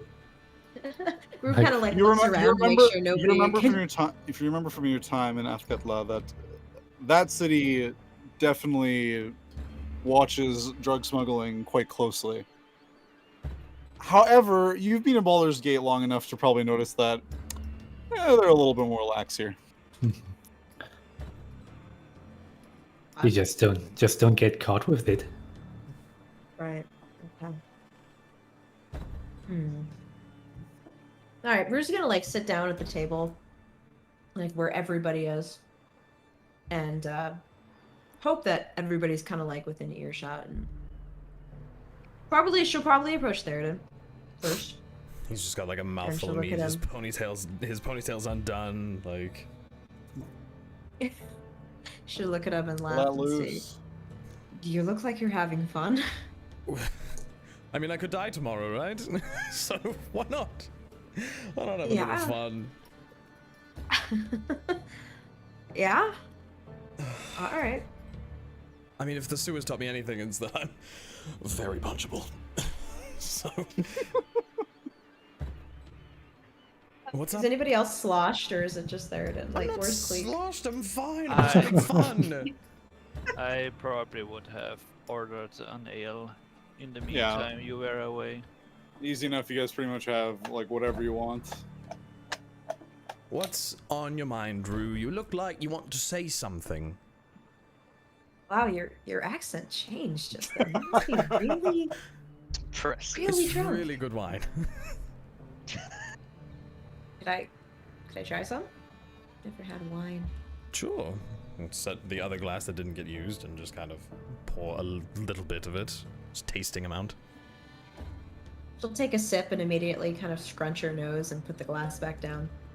And through wincing, she'll just go, "Well, Gaz and I figured out what's in the tea. Oh? Yeah, it's, I don't know if you've heard of it. Opiumeric? I don't think so. I don't do chemistry. It's, according to Gaz, a pretty addictive substance. So I brought some with me." She takes it out of her bag and it's like... Just Wait, rub it in the bag middle, being drunk. like, Want everybody, Hold on. everybody, Now suit yourself. hold on Can- just can- 1 second. Can we go through that train of logic again, just real quick? You found an extremely addictive substance that is probably drugs, and you took some. I thought maybe we could use it as evidence or something For what? to incriminate them because it's wrong Do you to want to? drug people. I I mean, I agree, maybe. but do you want to? Is it worth the? I don't know. I mean, you could give the tip to the Flaming Fist or whatever, probably, and they'd probably do something Yeah. about it. I was gonna tell Kleeck, but he's not exactly affiliated anymore. I still have connections. I could still report it to Captain Zodge. Yeah, I mean, could you? I mean, Yeah. Gasz is a little uncomfortable about it, but I think, I don't know. I think it's worth the trouble. We should probably tell them. I mean, Like, you know from experience that you could report it.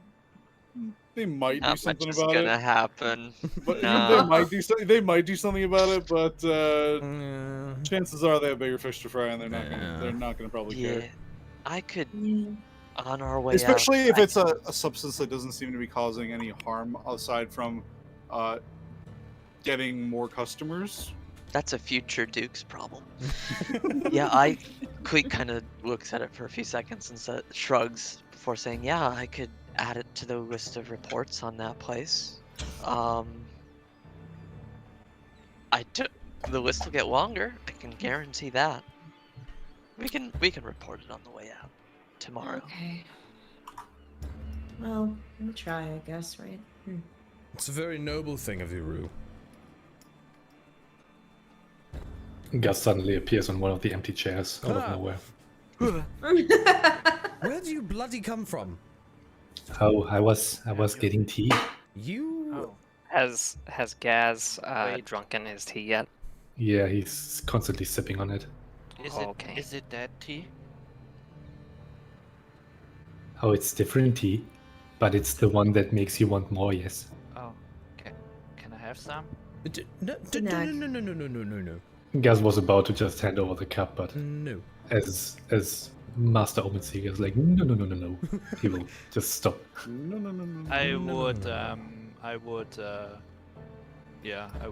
When you were handing over the cup, I would grab it. I mean, I would. Okay, get okay. them out. Okay. Yeah, I mean, Gaz will give it to you.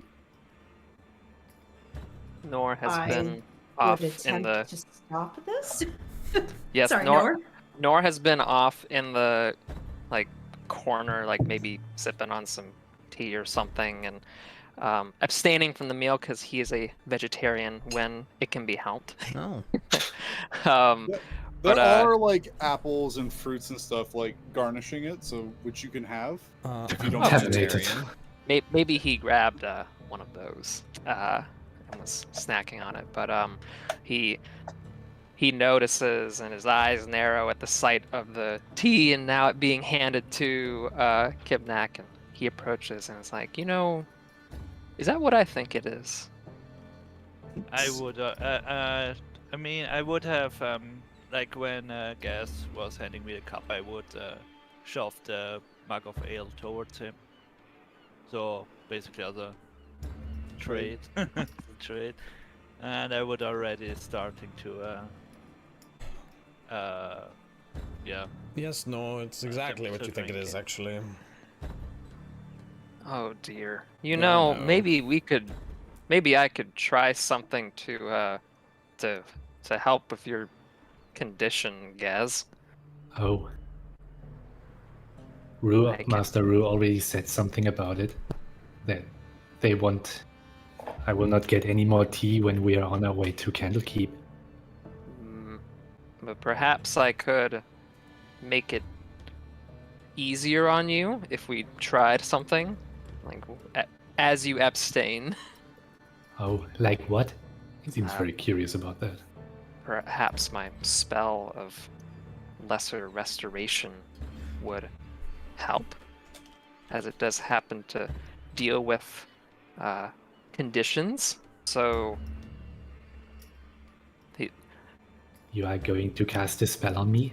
Is it like Yes. when you touched me and I felt more confident? yes, it's just like that.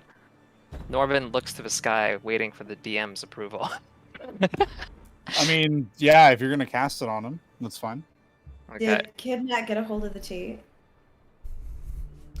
He did snatch Did, it, did yes.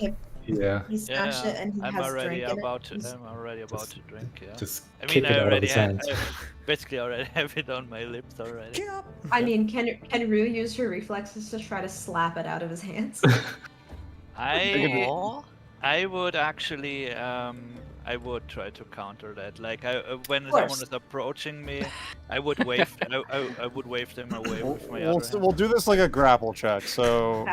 Rue, you Okay. can my shoot. gosh. Rue, you can use acrobatics, and Kibnaak Kibnaak. use athletics. Alright. See if Shit. you can get it. Whoever gets the higher roll. I get a 9. 9. 9! An 8. Oh no. Oh! So a little bit of fumbling, but Rue manages to knock the cup out of Kibnaak's hand, and it just kind of like clatters to the ground and spills the contents on the floor. Looks at him and like, I'm trying to help you! The hell are you doing? I would actually getting angry. Raging. Kibnaak, please, you're literally voluntarily drinking a stupid idea. Don't drink Nor- drugs. nor- He's nor- addicted. nor You're going calmly- to get addicted. Again. Nor It is his calmly choice. beckons to Kibnaak and says, I'm "Come not, I'm here. I Let am- me help." Let me help. Alright, so you're casting Lesser Restoration. Oh, well, Kibnaak didn't drink it. He didn't get a chance to, so he's And good. he's not addicted at the moment, right? Oh, He he's not just- addicted. No, No. he later Aw. after he drank it, he passed the Constitution saving throw, so he didn't get addicted. Gaz Oh, is okay. the addict. That was bad. That was like back before you guys even went into the villa. However, I- Gaz is still addicted. yeah, so- I would give Rude an absolute death stare. Like I'm actually upset about her. Okay. She's gonna Okay. sternly look at Kibnaak. Like a mother looks at a child who's just like choosing to be upset about something. And she's gonna look at him like, you'll understand this later. When you're older. You're all How old are you? My I'm God. 42. 6 days. 6 days. Oh But she's boy. just gonna give him a stern look like, Okay, so maybe Nor doesn't retcon it, like, since I forgot if he was addicted or not, so Yeah. he doesn't like back into Kibnaak, but he Gaz? he puts both arms around, like, kneels down and puts both of his hands around Gaz's shoulders and says, "Okay, let's see if this works." And he casts Lesser The Restoration. somatic component of Lesser Restoration is giving a hug. Aw. Aw, that's so cute. Hug the kobold. make You better. cast Lesser Restoration on Gaz, and Gaz, you feel this like kind of like it's an odd sensation, it's at first like a warm sensation spreading through your body, and then it gets cool, and then it returns to normal, And then it's gone. and then you kind of feel like, oh, that feeling of like sort of like brain fog you had before just lifts, and though you have the tea now, you don't, and before you had a strong desire to continue drinking it, now you do not. Oh. Man, So Nor's is Nor actually hugging me? I don't know, it's up to him. maybe close. half hug. Nor's ears like Can't now. flick after casting the spell, and he like kind of searches Gaz's eyes and says, "Well." So yeah, as you go hugging him, he goes like all stiff for a moment, and kind of like alarmed, but then he relaxes and kind of like leans into you, sort of looking like as if he's really enjoying this. Aw. And then he looks at you and is like, "I don't know what you did, but I do feel much better." Remember, magic hugs are the best hugs. Magic hugs are the best hugs. Unless they include Wall of Fire. And he gives you this like like this deep look of like deep gratitude that doesn't know any words, like he doesn't find any words. Just looks internally grateful. Nor breathes out a sigh of relief and smiles and says, "Oh, well, good." Oh, good. You are pretty amazing, Master Nor. Thank you. Oh, you're welcome. It's Rue will about look at time Nor. we dealt with that tea thing. Rue would look at Nora and just say, well, that was a lot better than my plan. What should I do with the rest of the tea now? Get rid of it, please. Oh, okay. If you don't I need will. it, Toss it we in the don't fire. need you getting addicted again. Or Kib, or any of us. Guys, go toss it in the fire over there. I was just about to say the same thing. Yeah, he does. He does that. The fumes get everyone high in the entire tavern. Like this, two hands full of just leaves. He just tosses it in the fire. Are you sorry? You're burning just the tea with Just the mixed with tea, it? not the opium, or not the Okay. marijuana. That would be. Yep. That would be not Okay, so smart. so you easy enough. You toss it in the fire and it burns quickly. Mhm. It's just getting incinerated. Very good. All right. Well, Alrighty. Rue I shoves would, the I would opiates grab. back in her bag. Yeah, I would grab the ale again and then leaving the room. I didn't at this moment. I didn't want to be in the same room as Rue. so grumpy. Personally offended. Oh, All I right. do hope you get along again. I'll kind of look at Gaz and say, he likes you. Can you talk to him? Oh, I'm not very good at talking, but I can try. I don't know why he doesn't understand that was a bad idea. Well, Gus doesn't understand either, so. That's To the be problem, is fair. neither of them understand. Blind leading the blind.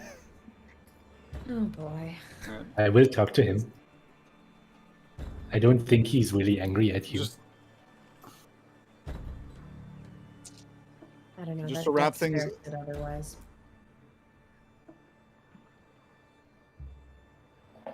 To wrap things up, yeah, I was about to say just to wrap things up because we are Okay. getting pretty much out to our break.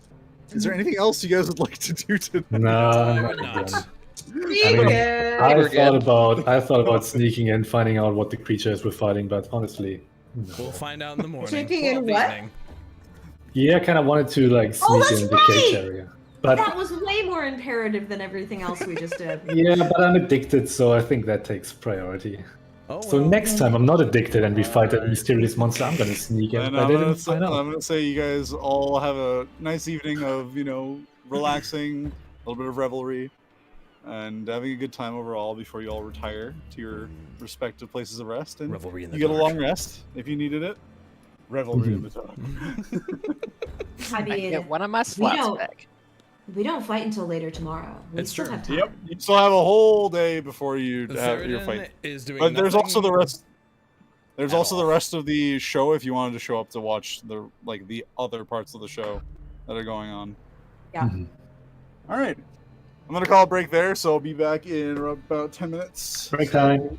We'll say Okay. 2:20 Eastern or 20 minutes after the hour. Okay. Okay. Ready, set, I I break. wonder if we should do like a The- time the- jump. the- It's a danger.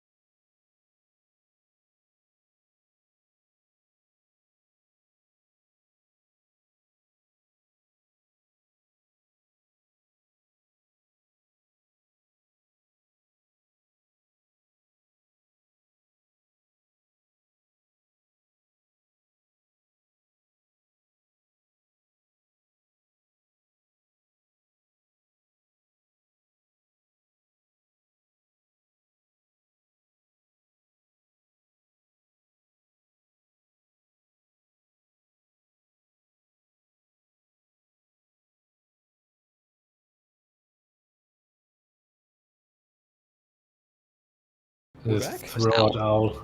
Oh, We're back. Wow. Hello.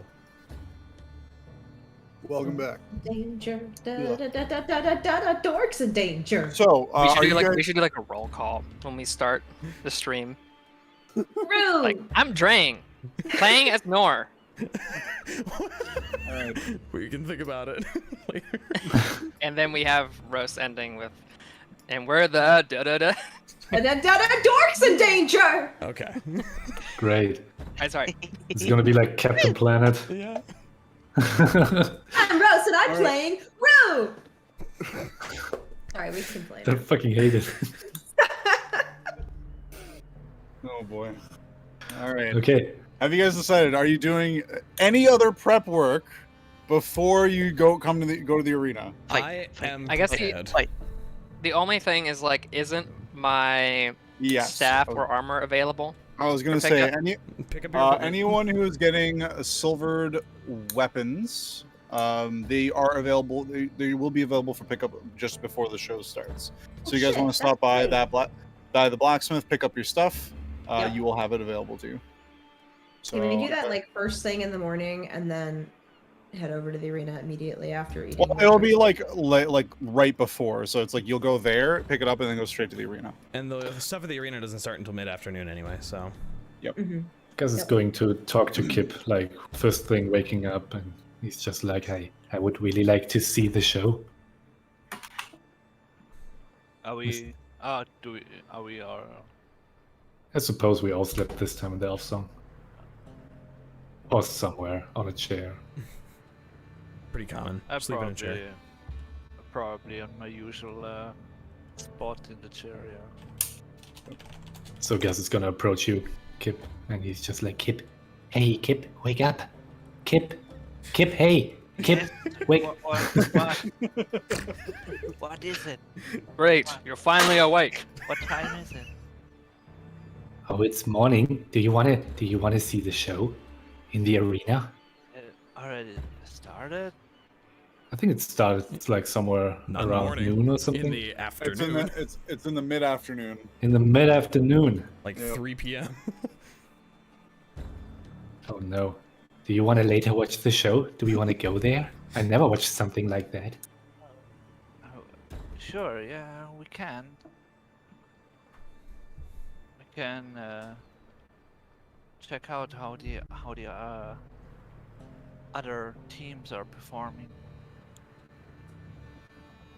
That would be Although- very cool. Yeah, but they got they got all the easy challenges, so And Gus looks a little worried at that, ears dropping a little. Oh. Are you thinking that we are gonna fight something really hard? probably because we got the hardest challenge. I saw the But- cages.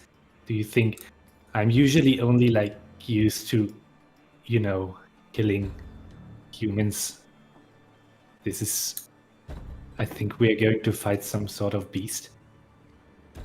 I'm pretty sure, yes.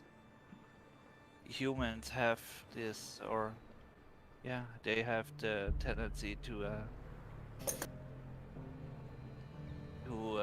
fight monsters in the arena. It's nothing new. They do it Yeah, all the time, but but maybe Yeah. we will fight a very strong human. That would make things easier, maybe. yeah. But I'm pretty sure they will unleash a monster on us. Where do you think they keep it? Where? Yes. Do you think we can find it? We could probably search for it, but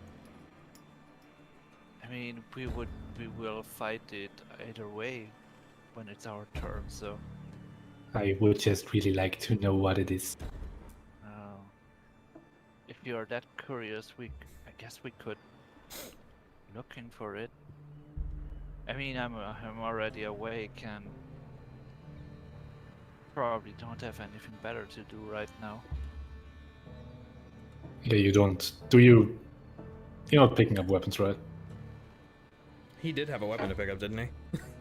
Did he? I don't know. Do you get something No, silver? Or did you forego the did battle not. axe? Then? I ju- oh, I you just had the I normal just- battle axe. That's right. I just bought it. You and, bought a battle axe, but you didn't sell That's it. right. Okay. The only thing is, having silvered are two staves. One Yep. for Rue and one for Nor. Silver sticks. Cool. What would that change it to? +1, or It, how would it I? would just be regular. It's just treated as being a magical weapon for the purposes of overcoming resistances. But it does not have any additional bonuses. Okay. So should I like put that in notes or something? Yeah. Yeah, you can add a note to your quarterstaff, just say Yeah. silvered. Okay. So it helps with resistances to magic. Yeah, some monsters will have, like, if you attack them, I'll use, like, your character might not know this, but I'm just gonna use this as an example. Oh, actually, Things there's like- a customized thing where you can check silver. Yep. There you go. Ooh, Perfect. very cool. Things Sorry. like a lot of spirits and ghosts and those type enemies will typically, if you attack them with a regular weapon, will not do as much damage because they have resistance to non-magical attacks. Okay. However, a silvered weapon is treated as being magical, so Okay. you'll deal full damage. That'll be useful.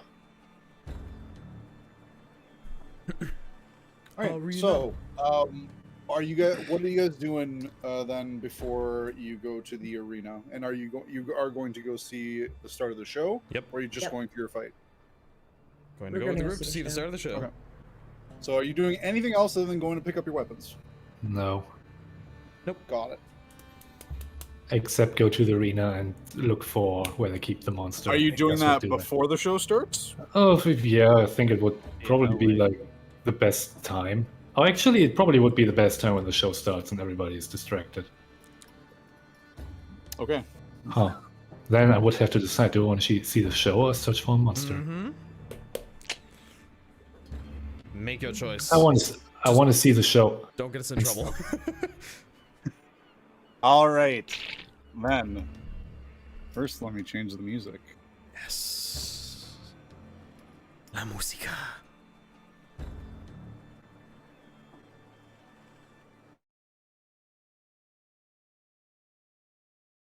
Oh, come on. Oh, okay. Almost crashed. It's fine. All right. So, where are we? This.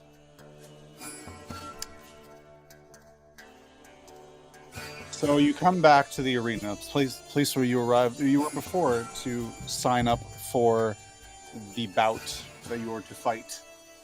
You see the same crater-like hole in the ground with that is to be where people fight. The 4 massive stone dragon statues on all sides, on the 4 corners of this circular arena.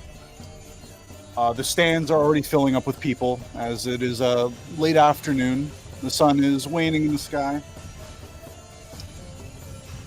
Lots of people hustling, bustling. Many people still paying for their tickets and their seats. You see all kinds, from some of the poorer folk of the city to all the way up to the most affluent patriarchs. As it appears, everyone is very much welcome and excited for these events that happen. What are you guys doing? Getting a ticket. Why? We shouldn't have to get a ticket if we're participating. I don't know. We should just walk right in. Oh, walk right Okay. You I'm attempt just to gonna- walk. You attempt to just walk towards the stands. in. I figure unless there's a place for where we're supposed to wait and watch. Is there an obvious Well, place where competitors are waiting? Not that you see. You just see a bunch of stands, people walking to them. There is a cordoned off area, so they can't. So people cannot just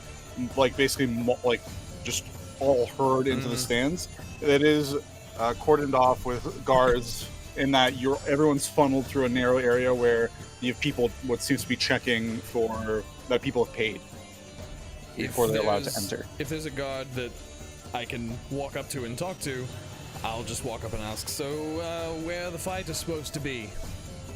Where are we supposed to stand? Are you fighting first? Third. He kind of like looks up. He kind of like goes almost wide-eyed. Good luck. Appreciate it. If you want to play, if you wish to sit in the stands, you still have to pay for tickets. All right.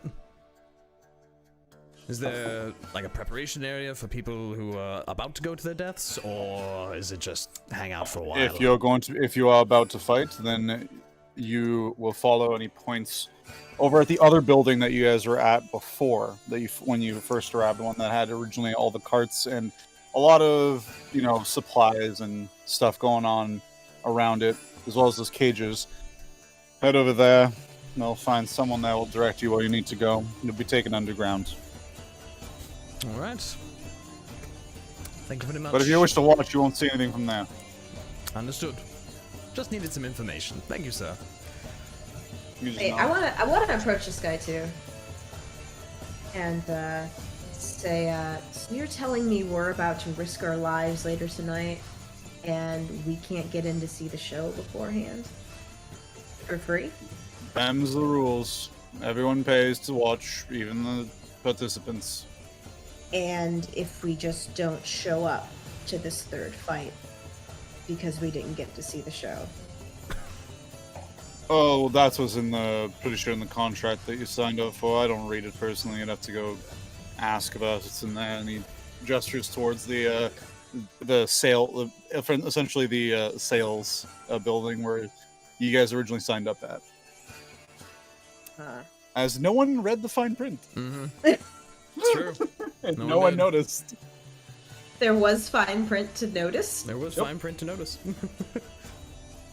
Yeah, one of you guys signed off, and no one read the fine print. I think Kleeck signed off. He did. I can't believe that Theraden signed off. Hey! So we all can. So we basically all can bail, and only Mr. Omen Seeker has to fight. What? Fine, I'll make my way back to the group and just go, nope, gotta pay to get in regardless. But we have so much money, what does it matter? Well, you all have money. I don't have I money. did kind of have problem seeing in the light. Well, maybe we find a shady spot for you to watch, or would you just? Well, you know your bout is third. It's the final part of the show. It is going to be in the after the sun sets. Yeah, our fight, but if we want to watch the show, it would be probably not very enjoyable having to squint. Well, the eyes the constantly. areas that that's for seating is all covered. Let's watch the show. All right, let's get in line, I guess. All right, getting in line. They're moving up pretty fast. They're trying to get through the people as quick as they can and get them seated. Eventually, you get up to the front, and the price for the tickets are 4 silver apiece. Go ahead and pay that, no questions asked. Same. All right. Yeah. No problem. Whoever, you guys can pay that as you wish. I don't really care. I don't even care if you pay it, honestly, because it's 4 silver. I'm gonna pay it because I'm a very honest kobold. Excellent. Brutally honest, even. Indeed. All right. Next time, read the fine print. It's fine. It's 4 silver. It's about the principle of the thing. Gasz seems really happy paying for his own ticket. He's kind of proud when he does that.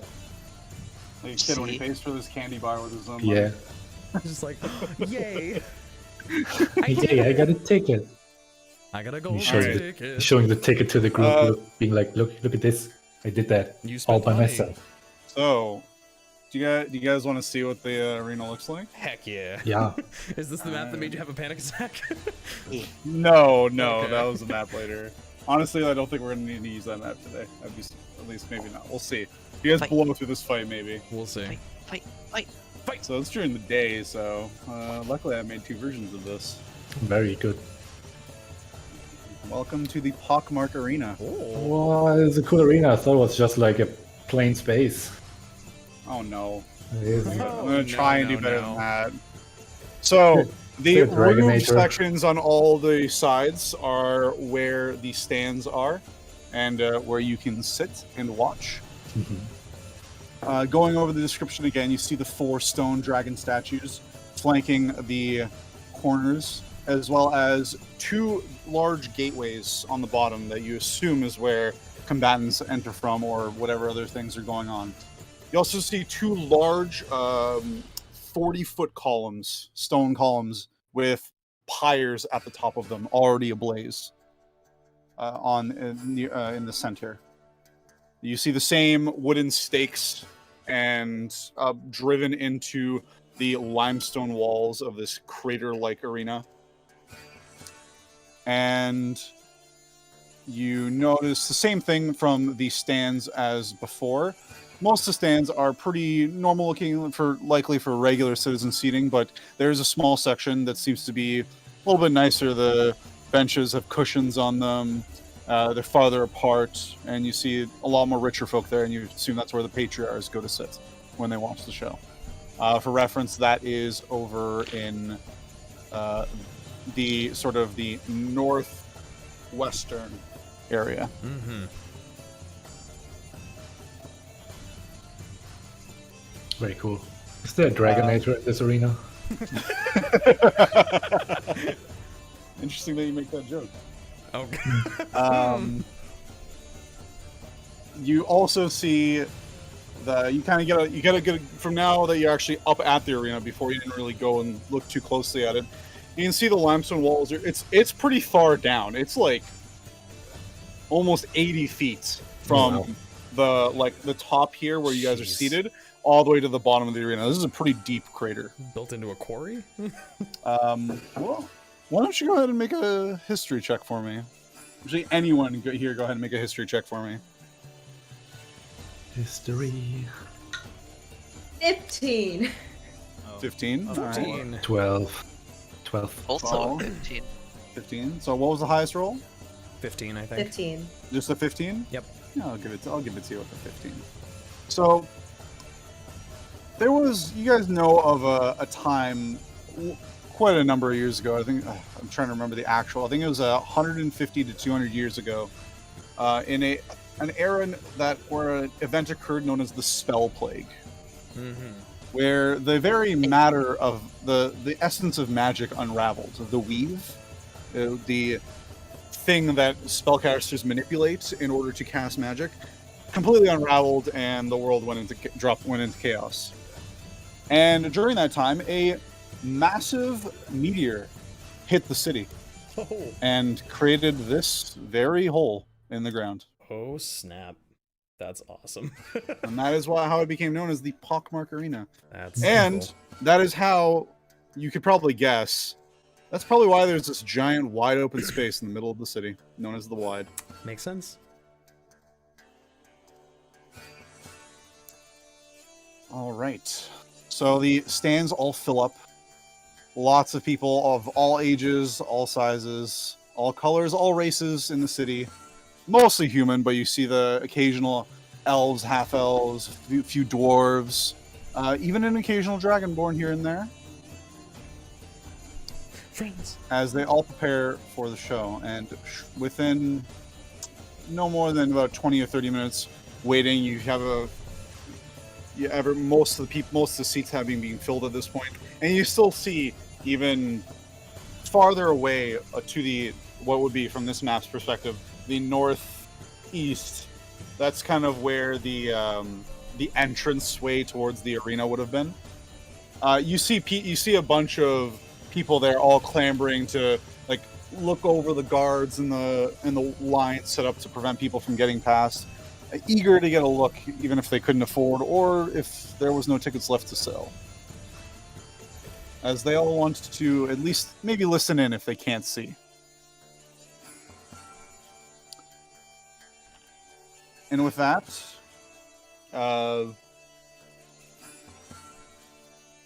a figure enters in from the rightmost gate from your guys' perspective. A familiar figure. You see Kebrin Reds in the same very ostentatious clothing appear in the middle of the sandy arena.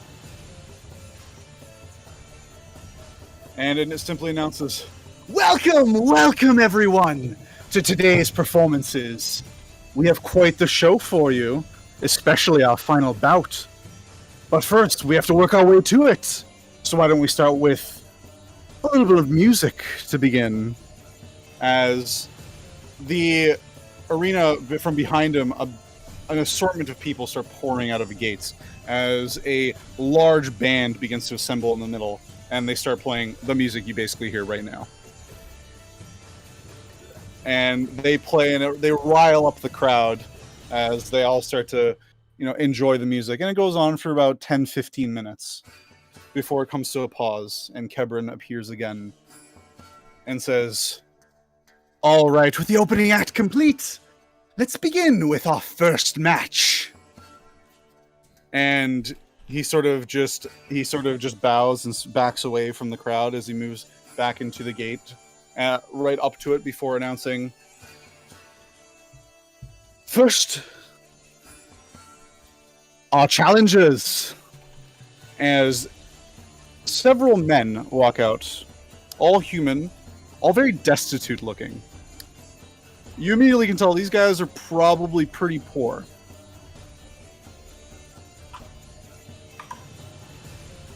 These fine gentlemen here have come to give us some grand entertainment and try their luck against a beast that they hope to fell, and hopefully earn some money. They look like they need it, and he kind of jeers towards them, and the crowd overall kind of just laughs, especially the patriarchs. As you see, 6 men in total enter the arena. Then the Kebrin, as they're moving in, moves over to the other side of the other gate. And this one is still closed. The large portcullis is down in front of it. And for what they're fighting, well. Come. Some of you may know what this is. A fearsome beast. Often found in the deepest forests. Quite hard to come by around here. But we have procured one, just for your entertainment. Let's see if these brave men here, can best an owl bear. Ooh. As the portcullis opens, and Kebrin very quickly starts to move along the perimeter of the arena towards the other portcullis the men came in, and disappears behind it. As the larger portcullis on the left opens, the space is dark inside, and you guys can't see anything even from your perspective. But then slowly, everyone kind of comes to a hush as this massive creature, large and hulking like a bear, comes out of the darkness on all fours. But then kind of looks around regarding the crowd, and then sees the 6 men before them, who immediately look like they start regretting their decision already. The face looking like that of an owl, as I'm sure some of you guys already know what an owl bear looks like. Oh yeah. And you just hear as you were all paying attention to the bottom of the arena. You see a man. Now you hear a loud ding ding of a bell, as there is a man with a man standing with a large, 2 men actually, one holding the bell, one holding a large hammer, ringing it at the top of the arena next to the stands opposite from you. And with a roar, the owlbear charges the men. It's not a long fight.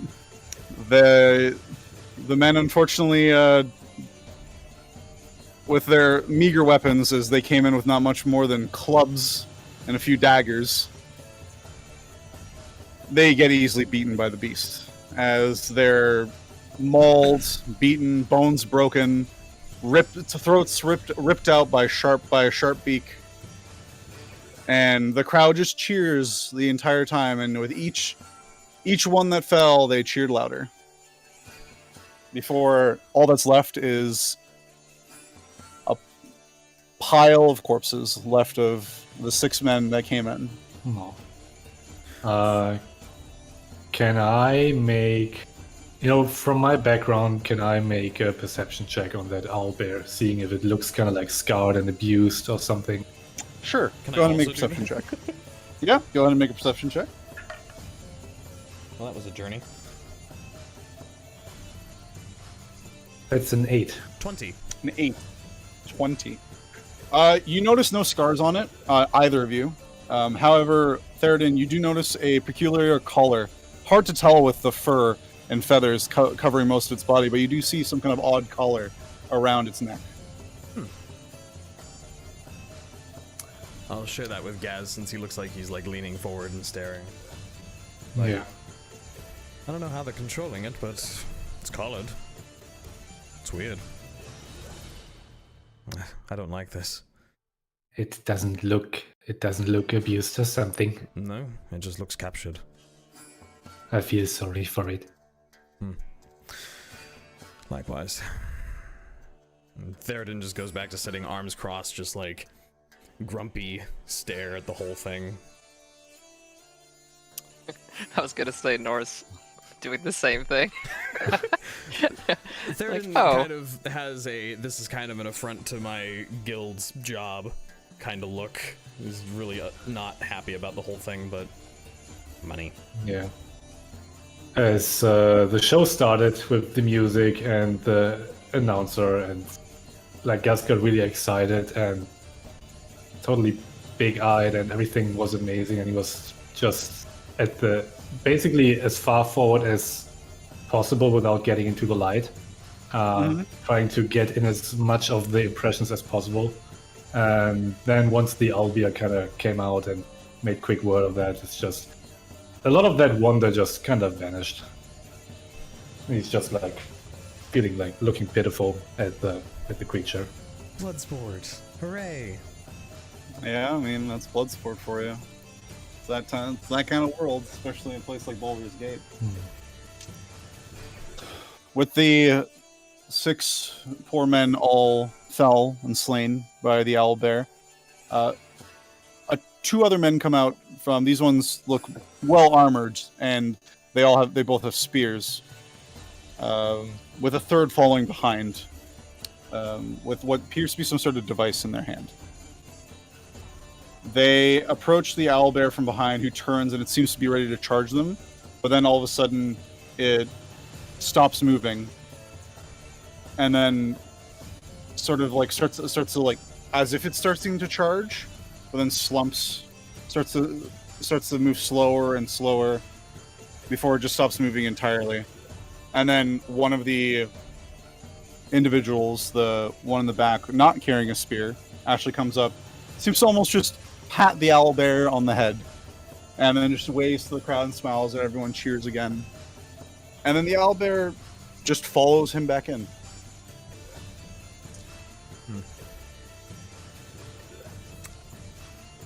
Kebran Reds then, after a short, brief intermission, about 5-10ish minutes. At this point, you guys have a few people come by, saying, "Oh, any refreshments?" As you see a lovely lady in a beautiful-looking corset and a large platter of various refreshments. Refreshments? Campaign is full of so much food. Water. Yeah. Look, don't at me. Hey, I see you have a trend. Just water. If you even have it. She just bows a little curtly and then offers up glasses of water to everybody from a large jug that she and one other behind her are carrying. Yeah, I guess we'll get a glass of water as well. All provided, no problem. Lightly declining. No, thank you. All right. After a short intermission, Kebran comes back out from the rightmost gate. Well, well, that was a performance! Once again, Owly seems to be doing Howley. quite well for himself. Howly, huh? Aw. Owly. That's why Owl left. But, yep, he's personally offended. Personally attacked. But our next bout, even better than the last. As he moves out into the center and looks off, and then kind of bows and points towards the gate he came from. I'd like to bid you all welcome and give a round of applause for our next combatant, Zem Fusevale. As you see a elf, tall, well-armored, come from beyond the gate, the darkness of the gate on the right. Hard to tell expression because he has a helm on, but you can tell it's male at the very least. Hello? Seems to be a long sword in one hand, and what appears to be a short sword in the other.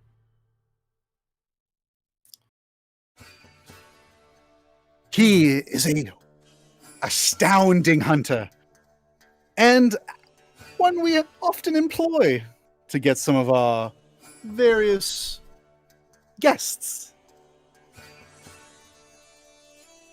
This time around, he decided he'd try his luck with a creature he himself captured.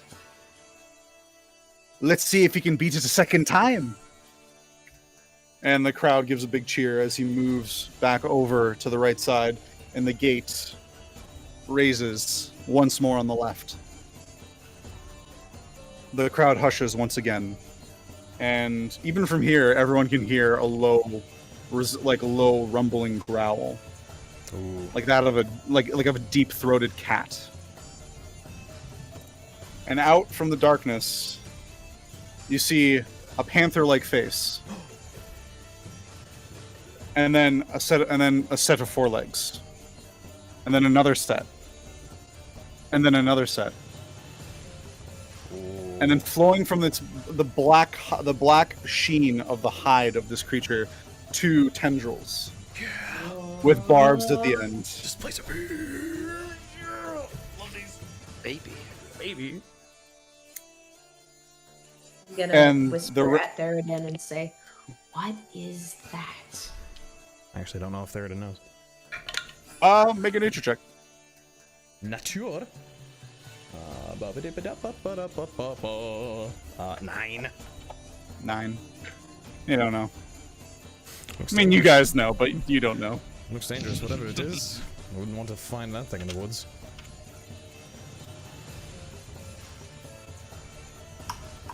The bell once again rings twice to signify the start of the bout.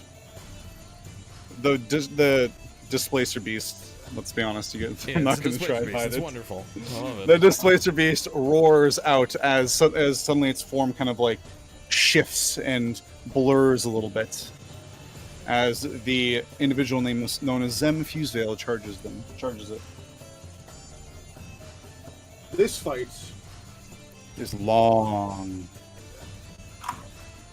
Much longer than you'd ever think it would go, as apparently the elf seems to be tied up with this displacer beast.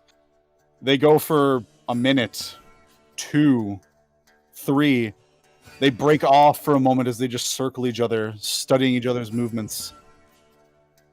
Both starting to get weary and with wounds on either side.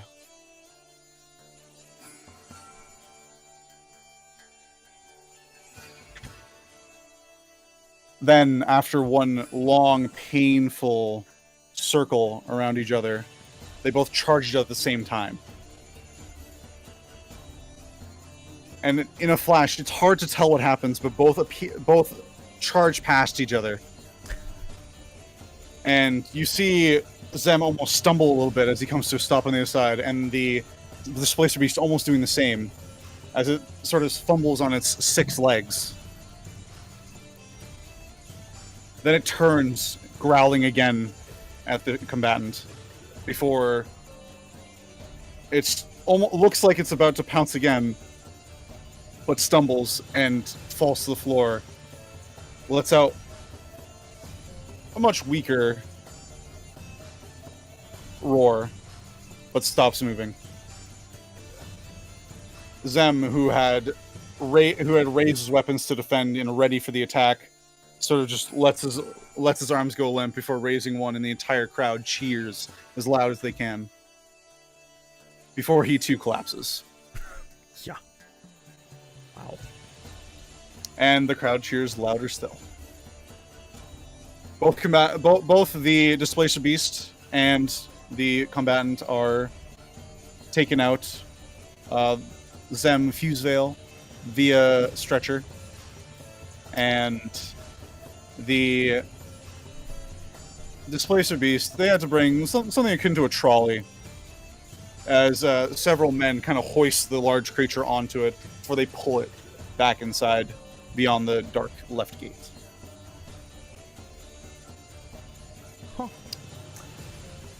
That was a good fight. 1v1 Displacer Beast, that's terrifying.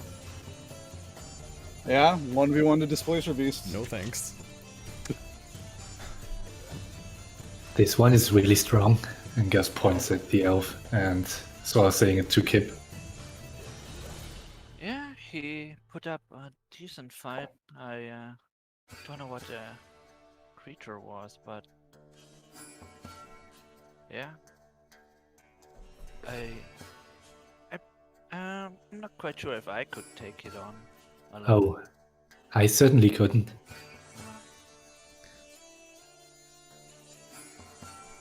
Alright. With that, Kebrin returns once more to the stage of the arena. Thank you for coming out in the... What a fight that was! Both being knocked out. I don't think we're going to get much better than that. Or will we? And you could swear Kebrin flashes your group, all seated together, a look. Theraden just kind of thunks the bottom of the mage staff on the ground and just stands up. Start walking to the stairs. We have one more performance for you before the finale. Please enjoy this reenactment of... As I go to my notes because I always forget. The tale of a fellowship that defeated the dragon cult. I knew it. Not but a few years ago. As it takes a bit, he disappears again, and almost the stage is very hurriedly assembled within the arena itself. As you start to watch the beginnings of a tale of a group that fought this is knowledge to pretty much common for most everybody, of the tale of a group of adventurers that assisted in the downfall of the cult of the dragon that was a threat to the realms not long ago in their attempt to resurrect their bound goddess Tiamat.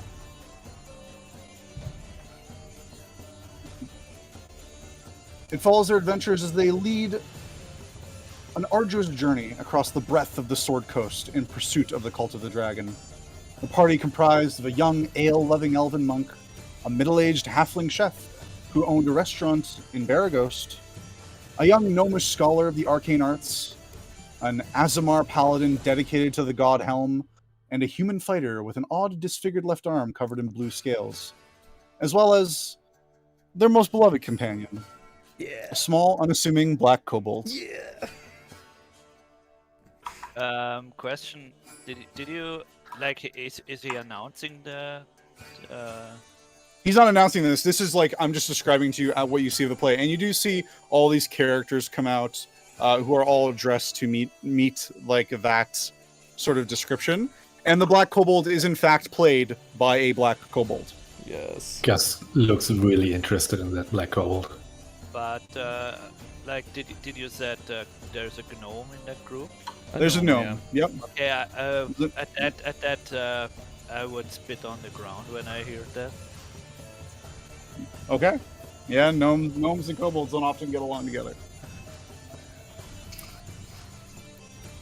The story continues and describes the journey together as they discover the evil plot the cult had to bring the evil goddess Tiamat back from her prison in the Nine Hells, and with the help of the Harpers and later the Lord's Alliance, hunted down the leaders of the cult.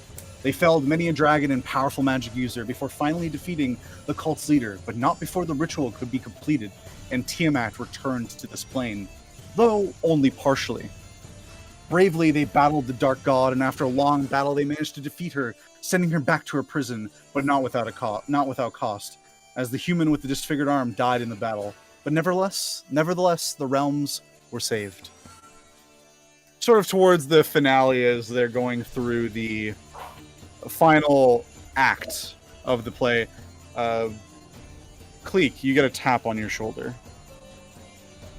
As you see what appears to be a man looking like he's dressed that he works here, and simply whispers to you, Kebrin wishes you to come and get ready.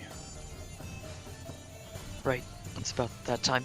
I'll go ahead and let the others know, and start making our way to where we need to go, I suppose. Unless they want us to see more.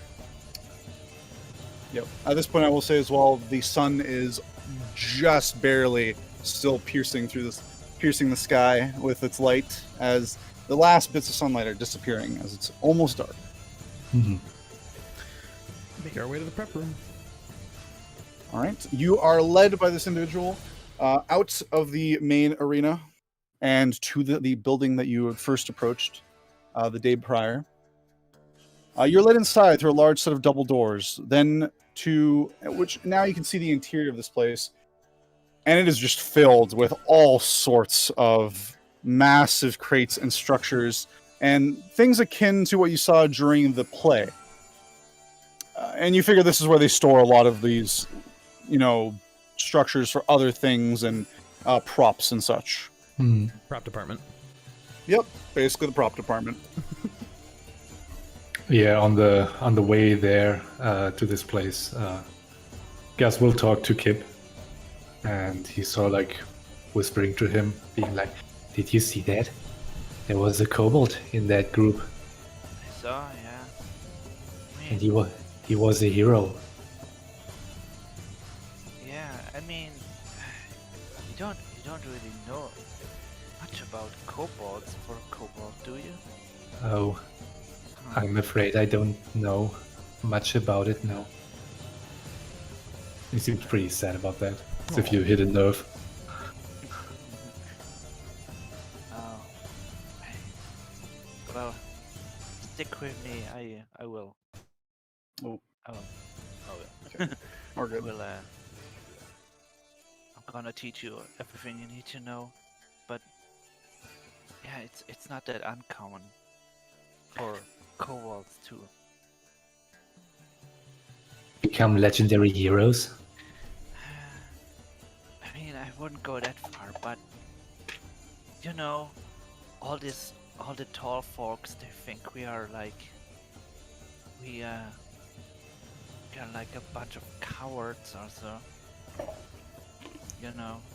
They look down on us, literally and figuratively. Yeah, Gasz gives a nod. I would like to become like that kobold. Do you know his name? I have no idea. The name was given when you were watching the show. I didn't give the names, but the name was Pabble. Pabble. And Gasz kind of like says this like under his breath, Pabble. And he seems incredibly inspired right now, like chest out, striding in the preparation room, ready to fight. Fun fact: that was my adventuring party when we did in my previous campaign. Oh, I didn't notice. In case you didn't that's know. a surprise. Human. That's awesome. I love it. I love it. That's cool. So wait, You what guys are- campaign was this? That I played it. This is a Flindrus campaign, but the previous one that I played in. The Oh. Rise of My Tiamat. character, the Rise of Tiamat. Yep. Were That's you what a I pebble? thought. No, I he was not Paddle. he Paddle was was actually an NPC that I stole. Oh, It was the first. Was It that was the session first. one? It was session one. First session. My first combat. The first thing I did was grapple the kobold because I was going to question it later for information, and instead it became a party member, which came with us the entire campaign. great. Wow. He He also- basically saved the day in the end. Yep. He also got the killing blow on Tiamat. Yep. Great. Oh, So Yes. wow. Gus is aspiring to become like Pebble now. heck yeah. Love it. Well, Yep. if you wanna become like him, then just Also, funnily enough, he was also a thief. He was. Great. Hey, who do you Whoa. call a thief? You. Wow. What were we saying, Alright. Taldren? I was talking to Gasz, like, if you wanna become like him, then yeah, do your best once we are out there. I will. Okay, you guys, as you're led through this prop room, you do also take notice of one interesting thing. You notice a gallows, Oh. and Mhm.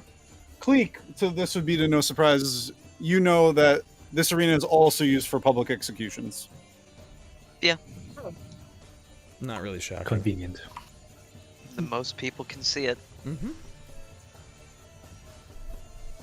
So you're led downstairs down some stone steps into Gaz, you'd find some of this area somewhat familiar, as you believe this looks quite similar to the undercellar you were in just the day before. Oh, And likely this might connect in some way, but you're not certain. yeah, I take note of that. I'm not gonna share this But information. you notice some openings and doorways leading to much larger chambers before the hall sort of opens up into a small circular chamber, completely underground at this point, Mhm. where you see Kebrin, who's just dictating things to other workers in the area and getting them to prepare certain things, and just doing his job essentially. And he sees your party approach. Ah, Hellriders! Welcome. Yes. Are you ready for your fight? I guess as ready as we can be with no prep besides fire. Well, I certainly wish you the best of luck. It should be a good show, regardless of the outcome. No offense. None taken. But sincerely, I do hope you live.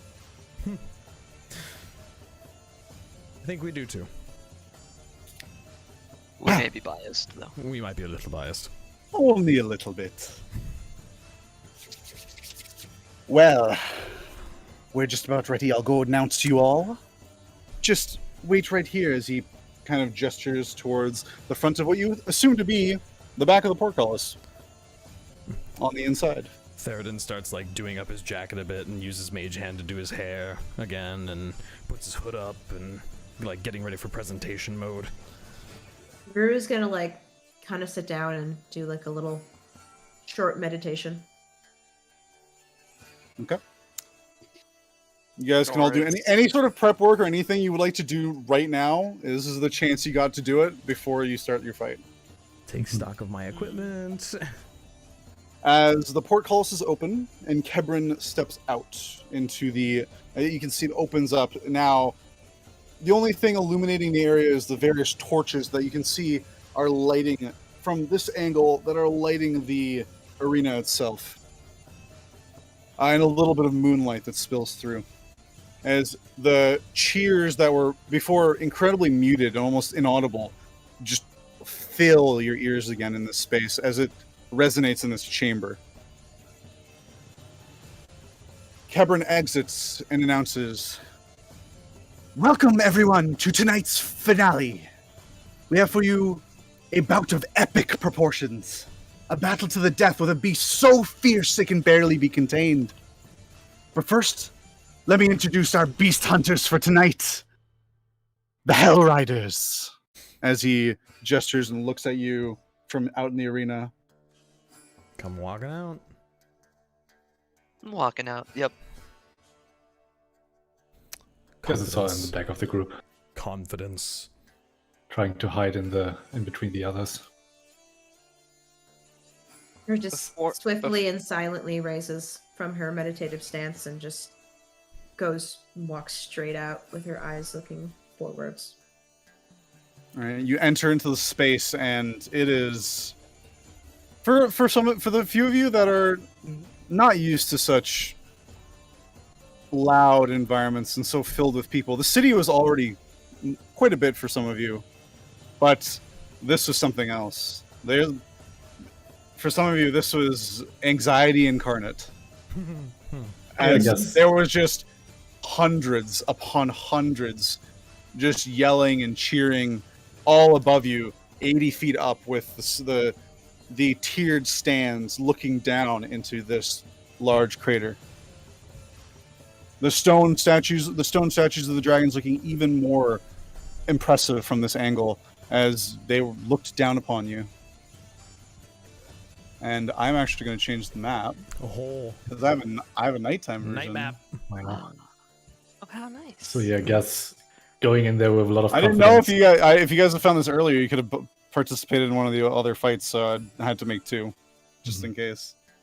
So, you guys may pretty much. Let me just draw a square here. What were you You saying, can put Gasz? yourselves anywhere in this. That space. Before Nor, I was going to say this, before Nor walks out into the arena, he casts Speak with Animals on himself quietly and then exits. It's a good choice.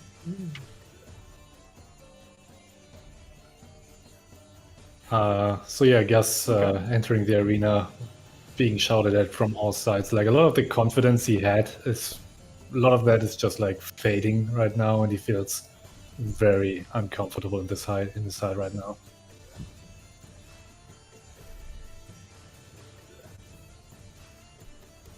Being the center of attention of like probably how many people are in the stands? Like 1,000? Hundreds. I would say if you were to total it up, there's probably like the stands are like, especially the areas where the regular people sit, it's pretty crowded. They likely, with a full house, could fit maybe 2,000. Oh my lord. The city of Baldur's Gate's quite populated. It's about, I believe, 20,000 people is the population of Baldur's Gate, which is very big for a And city. they probably Yeah, love fantasy this. setting. So yeah, having like So, thousands like- of eyes on him, super uncomfortable. yes. I would look. So 10% of the city's population is right here, right now. Question. Where's Houdini? He's not. He's gonna be at the elf He's song. not. He's not. here. He's been hanging out in the Elf Song Tavern. That's He's like not- that's his new home for the time Yeah, being. for now. Yeah. He's not coming with us to die. Other question. Sure. This arena, are the dragons sort of like their front legs or something? Are they like down in the arena? They're, No, like, so off- they're built. I never explained it too well. The stone statues are built up on the second ring, but okay. kind of built into it, and then almost along the wall leading down to the area you're in. Mhm. The dragons are kind of almost reared up on their hind legs, and like facing forward with their heads they're leaning forward with their heads facing down, and the forelegs kind of up in like outstretched like a raw kind of Yep. sort of expression. How tall are the walls of the rings? 40 feet. Okay. Jeez. Do they look very climbable? They're pretty rough. They're not like smooth. You think you could climb them? Okay, Yeah. cool. Keep in mind that a lot of them you do have stakes and palisades in place, likely to prevent climbing, and probably also from whatever's in there getting out. Yeah. Mhm.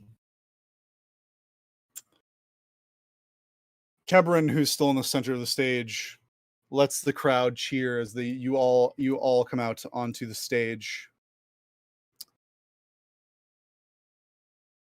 Before we reveal the combatants, some quick preparation, and he kind of just snaps his fingers and does a quick twirl of his hand.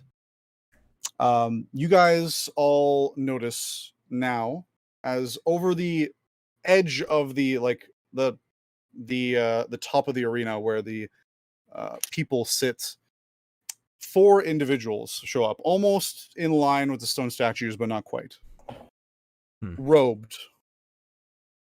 You can't see their faces, and they all in unison begin making hand motions. I will say with Theraden, with your passive perception is only 11. Yeah, it's not that high. Go ahead and make a perception check. Okay, bye. That one is gone. That I don't know where that went. It went in the box and out of the box. 17. 17. You can definitely tell whatever they're doing, they're casting a spell.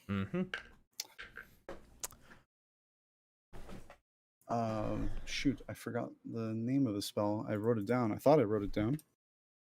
Glove of Invulnerability. No. I remember what it is. I remember what it is. Just want to get this right. All right. All 4 begin casting a spell as you see them pull something with them all making a hand gesture with one hand, and then pulling out something from a pouch on their hips, and then casting and throwing out what appears to be a fine powder into the air that glistens. And they all cast it out in a ray that covers almost the entire top of the arena before all of a sudden it just suspends in midair. And the moonlight catches the fine powder and almost has like a lensing effect around it. Ooh. Theraden, I'll let you make an Arcana check. I can do that. You can do it, Theraden. I'll use this dice. Natural 20 for a 26. Wow. Excellent. Very good. This is fairly powerful magic. Not like in like archmage type powerful, but you'd have to be a fairly decent practitioner in order to cast something like this. And you believe this is an extended version of the spell Wall of Force. Oh. Theraden, counterspell. No, I don't even know counterspell yet. Oh my god. Just counterspell. I never even thought of that. If you had counterspelled it. Oh wow, that could have gone so terribly. I don't have counterspell. I'm level 4. I know. That's a good thing, but I never even thought of that. Like, no, I don't want extra defense for the crowd. Counterspell. Fuck you. The crowd could die along with us. Die with us. Theraden is going to, however, seeing that and probably looking at everyone, probably looking a little confused or quizzical about it, is going to go, they've just domed us in. So it's like the second ring, like under a dome now? The top of it. So that's basically like, this is the ground, this is an elevated ring 40 feet up, and this is 40 feet up again, but this is the like ground level. That's where you guys are seated at, basically. This is where the stands are, where this cobblestone like pattern is. That's very powerful Wall of Force. To Gasz, what's up with you? Are you nervous? There are so many people looking. Why? Just imagine them there naked. Works for me. Gasz looks at them and imagines them naked. I don't know why this helps. This is weird. All right. Trying to imagine they're not there, Gasz. That works better. Kebrin makes another snap of his fingers with the other hand and points to roughly near to where the entrance would be in that direction. As you see come over the, you can just barely see them, but come over near the lip of the arena, the same band from before. And what is a final fight without some fine music? As music starts to kick up. And now for the beast. As he starts to back away and goes past you and just looks at all of you as he goes past. Good luck. He goes behind the portcullis and then it just slams shut behind you. 1 second. The music bot failed me. Oh no. Music bot, no, not now. I had it perfectly timed and everything. All right, let's try this again. And the music. Robot. Oh my lord, yes. Dun dun. Oh no. Yes. Which monster is The that? portcullis opens slowly on the other side. Just a dark abyss in front of you. And then you hear a loud thud. Oh. And another. And another. Before you see a pair of large yellow eyes, almost 20 feet up from the at the entrance, appear. And then a large pink head, resembling that of a vulture, pushes its way out of the dark corridor into the light. Oh. Massive teeth and powerful jaws flex as its nostrils flare, sniffing the environment. A large, muscular hind leg steps out of the passage, revealing a mottled gray hide with pinkish scales running down its underbelly. Small forelimbs, likely useless on such a large body, dangle from its torso as the massive head sways left, then right across the crowd, as a mix of cheers, shrieks of horror, and just gasps go through the crowd. The creature locks eyes with your party as it steps fully into the ring, the ground shuddering slightly as its massive tail follows the beast on its way past the threshold of the gates, which then promptly slams shut behind it. And I'm gonna need you guys to roll initiative. Yeah. Is that a fucking Anjanath? Is that an Anjanath? This kind of sounds like an Anjanath. Oh my So It's Canopy tiny. keeps on its- Oh, it's Canopy tiny. keeps Oh, on it's an its own. Anjanath. Oh no. Oh no. As it- Where's my Dragonator? That's what I said. It's kind of funny you mentioned Dragon. Fuck. Wait a fucking minute. It's literally a I T-Rex. Oh my gosh. Because Okay. T-Rexes are actually canon, and there's an island not too far from here that has them. It's a T-Rex with a sinus infection. Yeah. I rolled a 20 for my initiative for the first time in this campaign. Oh, Wow. That's a good time to roll a 20. Uh-huh. Let me get the combat tracker up, and then let me clear this. God damn it, I get shitty rolls today. I should Listen, you get have the out of alert feat. Yeah, I should get out traditional dice. You're alert. Be alert. Well, I Be still more. got a 14. That's pretty good. Dun dun. Dun, dun, dun, dun. I've been waiting on this one for a while. Yeah, I'm sure you have. Actually, I'm gonna get out. This is cool. I'm gonna get out actual dice. Yeah, it's worth it. This is Tarkus. getting real. We both rolled badly. We're usually at What? the top of the list. Yeah, Why it's fucking is sucks. Theraden first? The big, heavy, slow guy who's a friggin' spellcaster is first. Well, Come on. So at least Gasz is like really overwhelmed with this. So you guys seem to be all going ahead of it, because I'm pretty sure Rue has a higher dexterity score than Anjanath. I sure does. hope so. Angie. I sure hope she does. Alright, set to descending. Alright, top of the turn order. The crowd is roaring, the monster is roaring as it's getting ready to charge you. Oh What boy, are you doing? Oh boy, oh boy, oh friggin' boy. Okay. I'm going to first move about over here to get behind this pillar. Sure. Off to the side, and then Theraden seems quite overwhelmed and worried, and he's going to start out flames spinning out from his arms and immediately incinerating the bandages that he took so much care to put back on as he fires out Scorching Ray at this creature. But I'm going to use a sorcerer point, and I'm going to transmute it into ice instead of fire. Got it. Alright, so Freezing Ray. Freezing Ray. What No, that's already a spell, that's already a isn't spell. it? Shit. I'm just gonna call it. It's so hot, it's cold, and it's so cold, it's hot. I don't know. Alright, go ahead and give me 3 attack rolls. Okay. All right. Okay. Okay. So blue, green, fire goes spinning out, and how about 25? 25 hits. 23 Hits. and 14. Misses. Okay. So that's my First one of those, 2d6 per hit. So we're gonna do 4d6. 3, 4.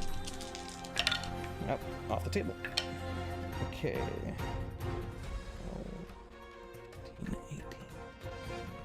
18 ice damage.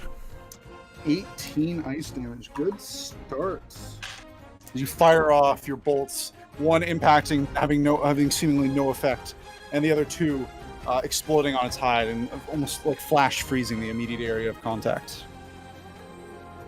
And that's gonna be my turn. All right, Kib, it is your turn. The giant beast, towering almost 25 feet to its head. I don't care. I would immediately start raging. Heck yeah. Okay. I'm still very angry from yesterday, and I'm hoping to let all my anger out on that thing in front of me. All right. Get him.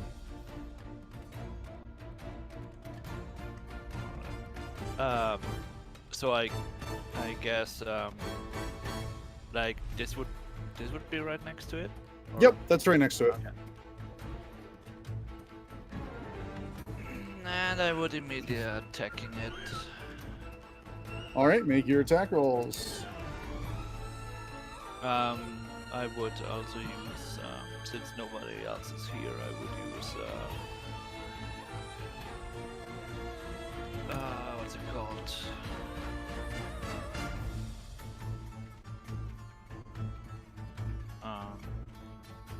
Damn, what's it called? Like basically Reckless. the Reckless. reckless. Yep. So with attack with advantage.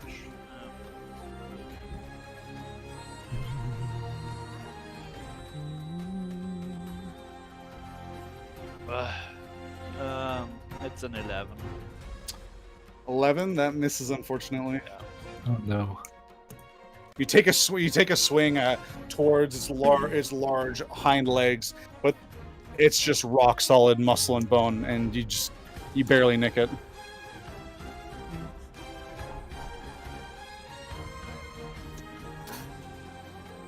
Yeah, guess that's it. All right. At the end of your turn, it's going to take a legendary action, Uh-oh. Oh boy. Uh-oh.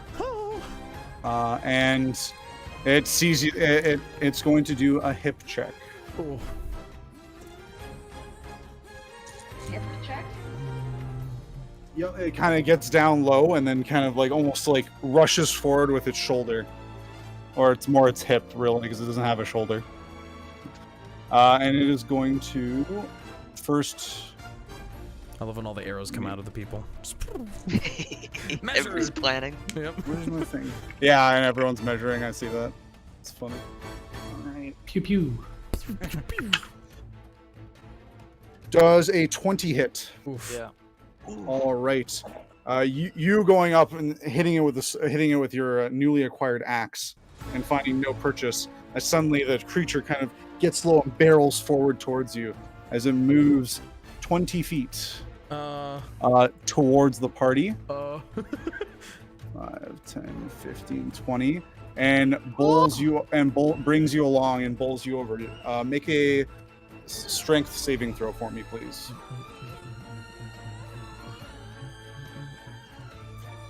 Seven.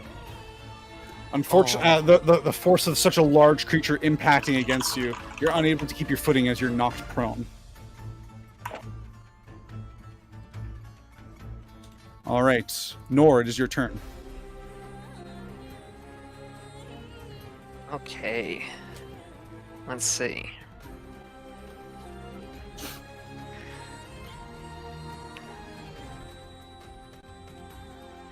Nor walks up to the beast, takes out his staff. And boops it on the suit. No, but puts it behind him. And he holds out his hand. Casts animal friendship. Oh, He almost subjugate. says like a Do it. like a We're mantra getting Angie to friends. himself or to the beast. He says, "This need not end in violence. Hear my plea. Know my story. What Let does Eldef grant us peace. for this is true victory. What can you describe what the spell does? It's animal friendship. Beast Yeah, can you intelligence tell me is- what it does? I haven't memorized every single spell in the game, unfortunately. The spell lets you convince a beast that you mean it no harm. Choose a beast you can see within range and must see and hear you. The beast's intelligence is 4 or higher. Spell fails, otherwise the beast must succeed on a wisdom saving throw or be charmed by you for the spell's duration. It is not a beast. What? Oh? You guys should have tipped it off. It's a I mean, it's a not monster. It's a wyvern. It's not a beast though. Yeah. Beasts Not considered a beast. So the freaking- spell is unaffected. distinction between monsters and beasts. Oh, that sucks. Oh. I didn't Yep. even know that.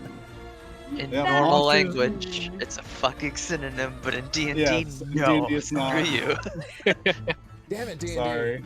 That was a great idea That's though. amazing, though. Yeah, that would have been great. I want to befriend that NG. New We'll party talk pet. about Fuck, those later. fuck the cat. Oh, that would be so great. This Stop could have that been campaign. It's over now. this could have been our Pabble. You just We gotta name him Pebble. Paint him black. Oh, Lord. Oh. Great. Aaron, are you doing anything No. else? Well, how would I be able to tell if it had any effect? Like, at Hey, this you point? can tell. You can tell it just glared at you. It did not. It was not affected by the spell. Okay. So, Nor, like, looks away in, like, sad disappointment and backs up to here. You guess would incur an that'll- attack of opportunity. So I you sure would? you want to do that? Yep. Hold on. The spell does have a 30-foot range, so It's true. I'll let you I take it already back if moved, you. I'll let you take it back if you want to cast it from where you were standing before. Oh, yeah, I'll just do that then. Okay. What was I standing, like, here? Yeah, One over down. here. Yeah, Right you were there. behind me. Here? Yeah, okay. Perfect. All right. Anything else? I think that's... I think that's all I can do, so... Yes, that'll be it. It is your turn. Okay. Kleeck goes ahead, unsheathes his sword, does a little twirl with it, and as it he flicks it downward to finish the twirl, his blue eyes flare up, and he casts Bless. So that's going to give the Bless effect to... I'm going to give it to Gasz, I'll give it to Rhos, and I'll give it to...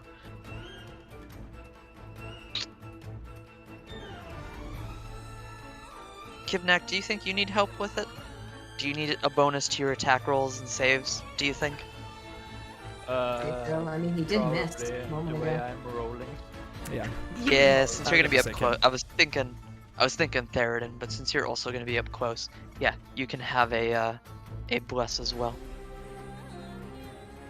And then I'm Pretty good. going to yell at the thing as I run around it. 5, 10, 15, 20, 25, 30 to try to get its attention away from the party. Okay. Are you actively trying to get his attention? Like you're jeering at it and stuff? Yeah, like yelling and waving the sword If around. you want, and I'll let everything. you use an action. I already like- used an action to cast Bless. Oh, true. Okay, I'll let you So- use your bonus action. I'll let you use your bonus action to use I'll say either persuasion or deception. Oh, I wonder what I'll choose. Probably the one I'm an expert in. Yeah, maybe. That's 22. 22. All right. That's my go though. It sees you as staring at the whole party before. Now it like traces you as it starts to turn. It turns its head and follows you as it turns around to half face you. So to let the party know, the 3 people that I pointed out, Bless, you get an additional D4 on every attack roll or saving throw that you do. While the spell's Um, active. Even if you do multiple attacks in one turn, every single one of those attacks, say in Flurry of Blows, will get that D4 bonus to help you hit. That's amazing. Thank you. Wow. Bless is freaking good. Hashtag blessed. It Hashtag is a blessed. concentration though, Yeah. so if I get hit and I fail it, it'll gone. drop. If So you get use it hit, while you yeah, can. Sure. Yeah, 24 AC. Okay. All right. Okay, that's the end of your turn. Yeah, that's it. It's Gaz go. Gaz, My what are you turn. doing? I'm gonna use a Farcaster. Didn't pick one up before the hunt Oh. started. Sorry. Great use of my bless. Okay, sorry, that was the last monster hunter joke. I'm just gonna pretend it's D&D again. I want The to. Dragonator is ready. I want to. Gaz is very intimidated by it, and he's just going to. So he has like a short sword in his right hand. In his left hand, he has his crossbow and a dagger's attached to his tail. And with his hand crossbow, he's going to shoot at it Okay, make your attack roll. with advantage because I You do get have the advantage because your I get the allies peck are in tech. melee range, so it is a sneak attack. One sneak attack, please. One sneak attack, please. That is. Oh my god, where are my stats? Stats. Give me a second. The first time I roll traditionally, I don't even know my stats. That's a 21 hit. A 21 hits. Cool. I'm gonna roll for damage. 17d6. These It's not that high yet. That's next level. That's next level. double sixes for sneak attack, so that's 12 plus Okay. 5. That's 12, 17 plus 4 is 21 damage. 21 damage, solid. Nail with a crossbow, and then I'm gonna bonus action dash, Okay. and I will attempt to climb up this dragon. Oh, All right. So the actual start of the statue is maybe about 10, 15 feet up of the wall. It's not like on the ground, so you can actually like stand right underneath it, no problem. If you want to start climbing it, so bonus action dash, so you'll have 60 feet of movement, right? I actually get mobility. I have 40 feet of movement, so 40. I have Okay, so 80 you got feet 80. of movement. Yeah. Okay. So that's up here so plus it's- 40 feet wall. I got thingy story walk, so climbing doesn't take me extra movement. Okay. So then you still have to make the athletics check to climb. Yes. So go ahead and do that. Okay. As long as it's reasonable, I'll let you. It is an 8. I should stop rolling on D&D Beyond. D&D Beyond, guys. Dice. What are you doing? You Yes, try. I know. You go up to the wall and the crowd cheers as you fire off your crossbow and it nails it like not quite in the eye but close to it, and it recoils in plane and roars loudly in your direction. Everyone having to cover their ears from the loud noise, even the crowd. As you run, use that moment because you have earplugs on to run towards the dragon statue. This is gonna be so confusing to the non-Monster Hunter players. Yeah. Freaking dual. You run towards the statue and you start trying to scramble up using your claws as holds on the rough limestone, but you get like 10 feet up and you start losing purchase and you just slide back down to the floor. Oh no. So I'll still say I'll give you another 20 feet of movement if you want it, but you failed to climb. With 20 feet I cannot climb. I'm gonna just attempt it again to just even at least get halfway up, I suppose. I'll let you do that again Okay. because you have so much. That is 19 for climbing. That time it works. You climb up and you get just to like where where one of the like forelegs are gripping the line, like the statue is carved to look like it's gripping the limestone. Cool. I'm gonna hold on to that, and yeah, that's my turn. Okay. Just for information, I'm using the tail, like for my rage. Yep, that's fine. I'm just you guys. You keep track of that. I won't be able to remember. I'll just assume you're being honest. All right, Honest people.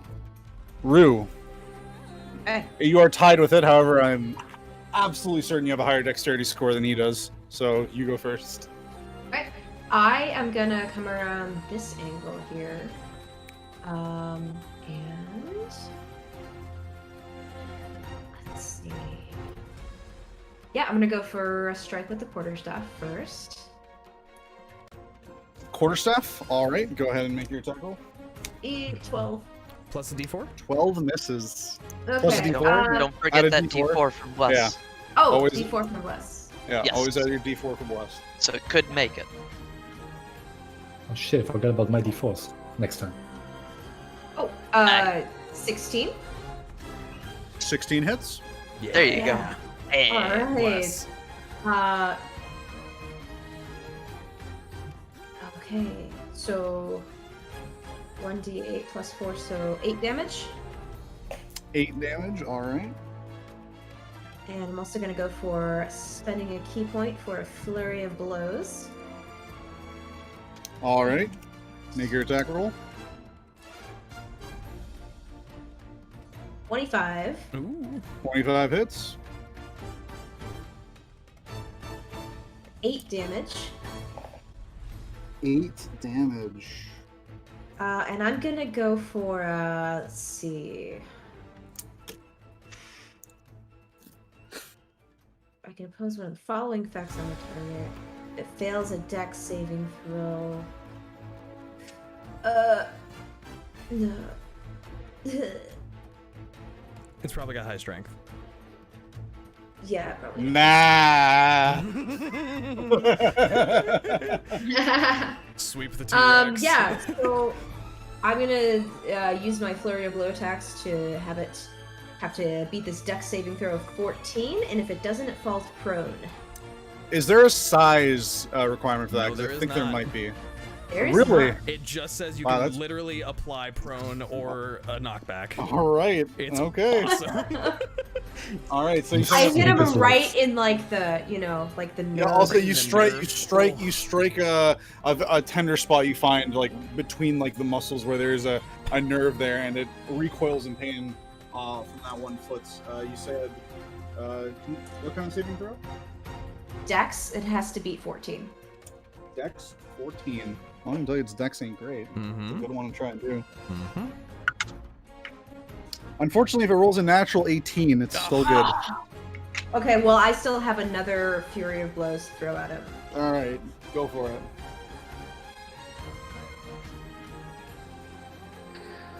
Come on, D4. 15. 15 misses. Oh, Damn it! Just barely. Oh no. Okay. Did you add your blast bonus? yeah. Yes, yeah, I just Aw. barely. Oh, Yeah. Damn. Okay. Barely missed it. Damn. so That could have good been though. great, you guys. Oh, Is that the end, that end of your turn? Yeah, that's all I can do. All right. It's Angie.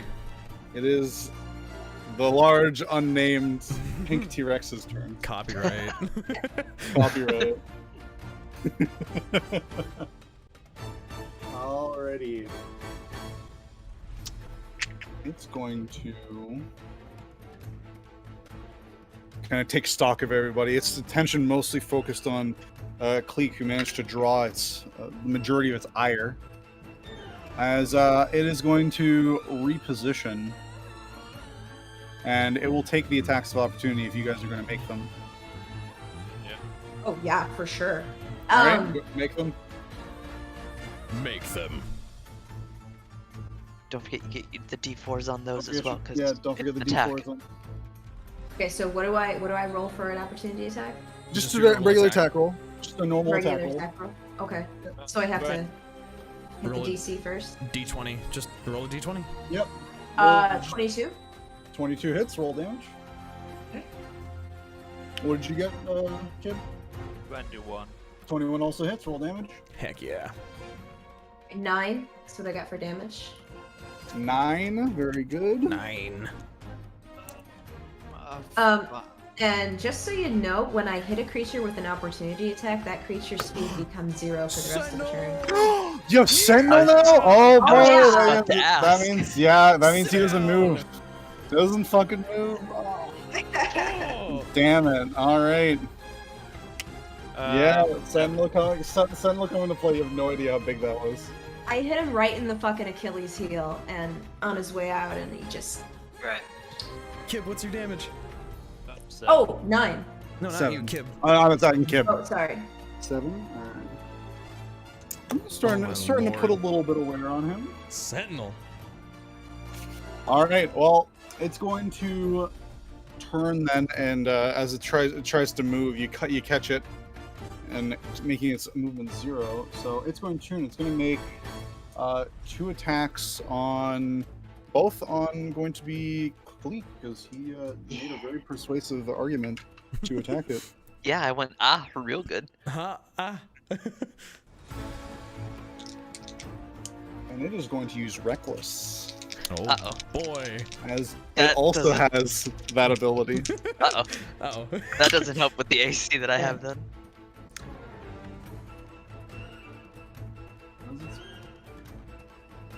Does a 24 hit? Barely, Oh my God. motherfucker. Gotta roll. Oh, man. All right. He hit you. Oh That my is- God, no. That is my AC. So it goes out as its giant jaws come and they try and crush you as they make rolls damage. God, wow, that's a little interesting.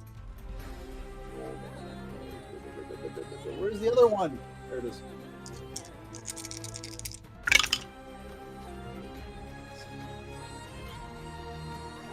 You take 25 points of piercing damage. Oof.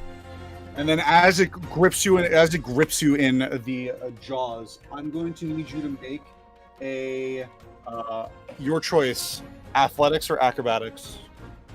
Give me just a sec. Okay, I had to check my feet because I take a slight bit less. Ow, though. You said athletics or acrobatics? Yep. Thank God I took skill masters so I could get athletics. That's not great. 7? 7. No. Rolled a You 3. see the large creature just absolutely like its jaws just turn its head sideways and just crunch around almost the entirety of Kleeck's body, and then just lift it into the air as you are now restrained and grappled in its jaws. Okay, this is a small consolation, but when a creature within 5 feet of me makes an attack against a target other than me, I get to make a reaction melee weapon attack. But you already used your reaction to do an You already attack used your of reaction. opportunity. To attack it, Oh. the sentinel. Everybody Okay. has one reaction. You don't get it back till your turn comes back Yeah. around. Okay, Yep. good to So- know. Good to know. All right. Yeah, never mind. I'm a chew toy. So much for 24 AC. I would have a talk with your shield. Yeah. I'm about to wall of Speaking fire of- this guy's speaking fucking of, guts. As you're grappled in its jaw, you feel a heat come from the inside. As all of a sudden, flames lick out from around its teeth Ow. and sear against your armor. Oh. But you have resistance to fire damage thanks to your particular shield you're wearing. Wow, I actually rolled the wrong dice for that attack. That's supposed to be D12s. I rolled D10s, so that could have actually been worse. But Great. okay. Great. You take 6 points of fire damage, reduced to 3. because you're resistant. Great. Hooray! Great, I'm great. dying, Squirtle. How do I And do? then its tail, as you guys are watching this, just sort of gasping in horror as you see Kleeck being raised in the sky by this massive creature. Its eye shoots it's one of its eyes on your side there, Rue, shoots over and casts you a glance as you look at it and you're like, what are you looking at? And then all of a sudden a massive tail comes around and sweeps towards you. Oh shit. This is new armor and you just scratched it, you piece Uh-huh. of shit. There's a 22 hit. Oh yeah, that hits. Alright.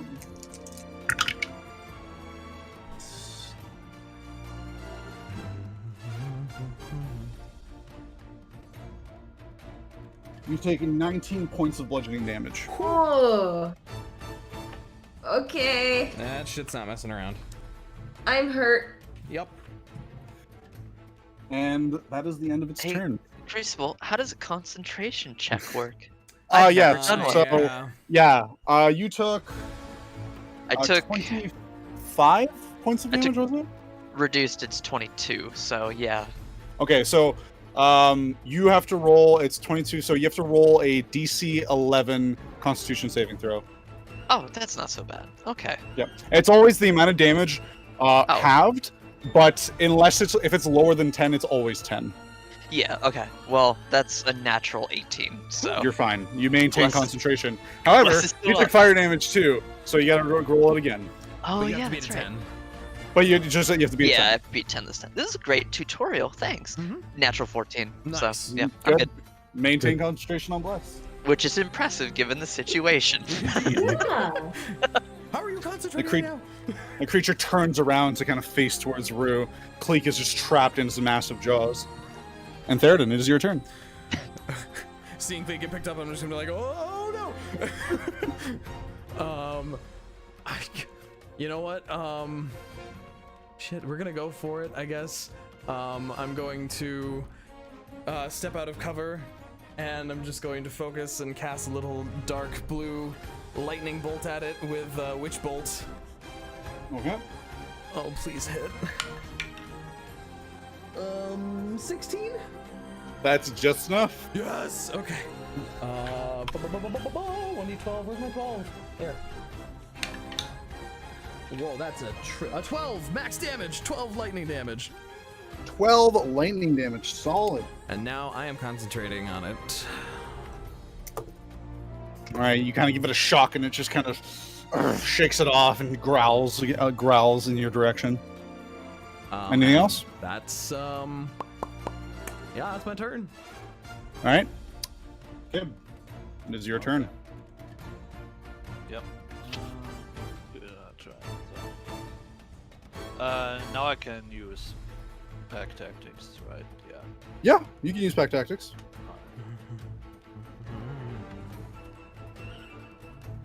18. 18. Yep, that hits.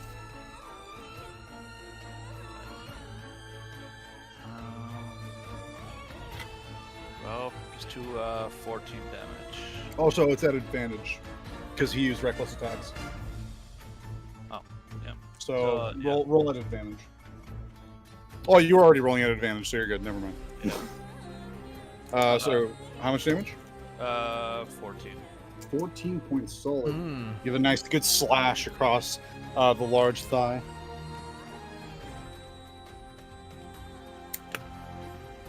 All right. Anything else? No. All right. Nor, it's your turn. Oh shoot! I thought I had one more turn ahead of me. Nope. Nope. Is Kleeck in the T-Rex's jaws right Yes. now? For the purposes of this, he is like basically he should be actually like inside of like Right, on right, the right. same space. Yeah. We'll do that. We're gonna do that. So Kleeck is inside its jaws. So if I like attacked it with like a magic, would that hit him as well? If it's an or- AOE type spell, yes. I understand if you have to. If it's a targeted spell that specifically targets one individual, then no. I trust you. Where do you see if it's AOE? Exactly. It'll give you an AoE type range. Like it hits in a sphere Yeah. of Yeah, I'll say sphere or cube or whatever. cylinder or whatever, a shape. What's the spell? Well, never mind. I can't cast it because it requires something else to happen. I forgot. It's the reaction spell. Oh, you would not be able to yeah, use it. can't do that. Yeah. Forgot about that. I can't do cure wounds on Kleeck because it's high up in the air. I'll be fine. Don't worry about me. Maybe. So, let's see what I can do then. I'll do cure wounds level 2 on Rue. So I will, let's see, approach, come around from behind, and cast that. And so we got 2d8 plus 3. So I get to roll that, or you roll that? Do I roll that? He rolls that because You he's the roll that. caster. Okay. The caster is the one who rolls. Well, I'm not rolling. Hold on a second. What are those? Okay.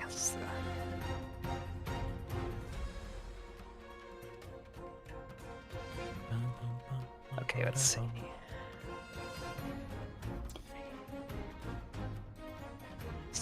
Six.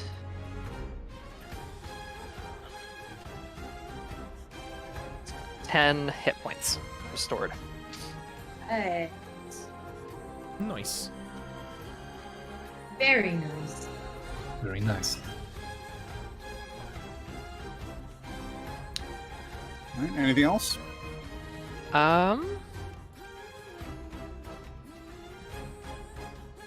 I'll just I'll cast a shillelagh just because, and I will end with that.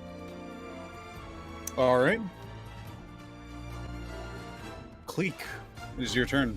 Wait, what does Shillelagh do? I thought that was your stick. Yeah, it's his Yep, bonus it action should to be- enhance his stick. It's a bonus action, so if he hits Okay. with his stick, it deals more damage. Oh, So if you okay. like, as an action, you can try and break the grapple. So And- hold on, let me see what restrained specifically means. Just make sure movement 0. You can't move. So technically, I could still do an action if it's like just a spell that I speak, You right? you can still cast spells of all kinds. It's not you can still cast verbal and somatic components. You can make attacks. It's no problem. You just cannot move. I have.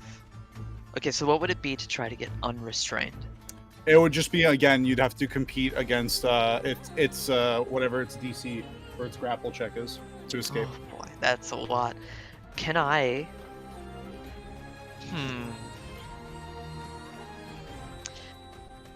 I have a cheeky idea, if you would allow me to be kind of clever. Uh-oh. Well, I mean, what you got in mind? Can I use Channel Divinity Nature's Wrath to... So, as an action, you cause spectral vines to spring up and reach for a creature within 10 feet of you that you can see. God, I hope I see him. The creature must succeed a strength or dex saving throw, its choice DC 13, or be restrained. I don't actually want to do that part of it. Can I use the Channel Divinity to try to help pry its jaws open with the vines? So like I get an advantage on trying to break free.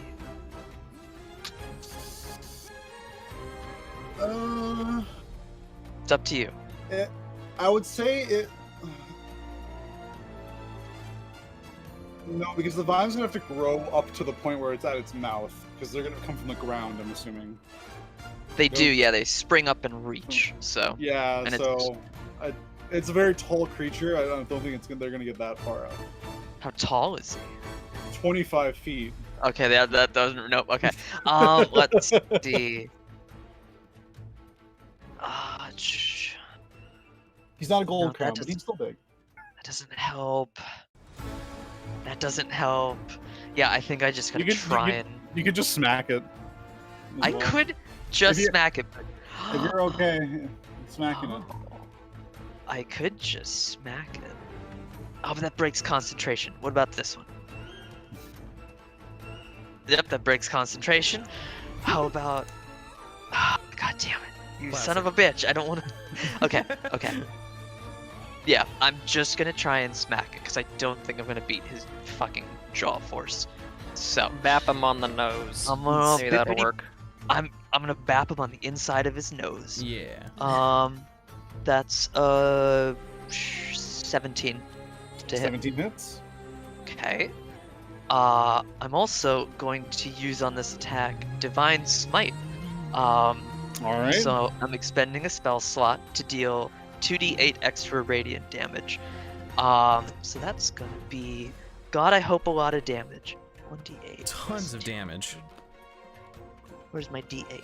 Is that my d8? That's not. That's my d8. It's the one with 8 sides. Okay, so the basic hit does 4 slashing damage, All right. and then the radiant damage is gonna be 11 as just a blue flash from his jaws, kind of. All right, 11 Flashes out. damage. So 15 altogether. Nice.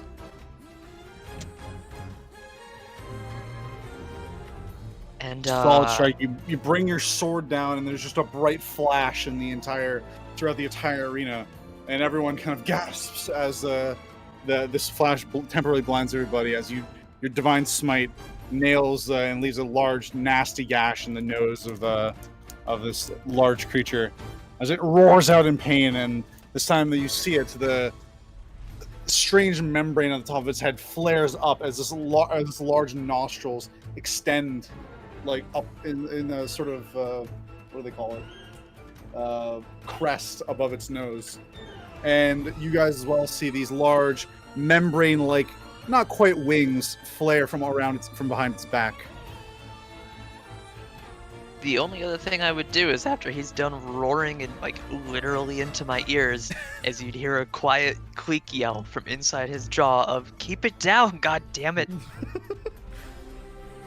And then that's it. That's my go. I'm still restrained. All right.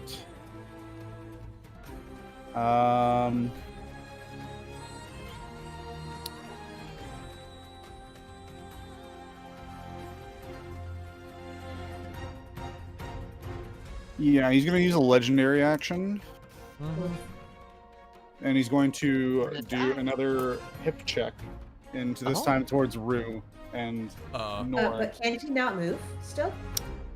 No, this his movement is reduced to 0, but this ability causes him to move, so that he can do. He just can't. So, yeah. It's when he moved on his turn, you stopped him from moving, and his movement became 0 for the turn.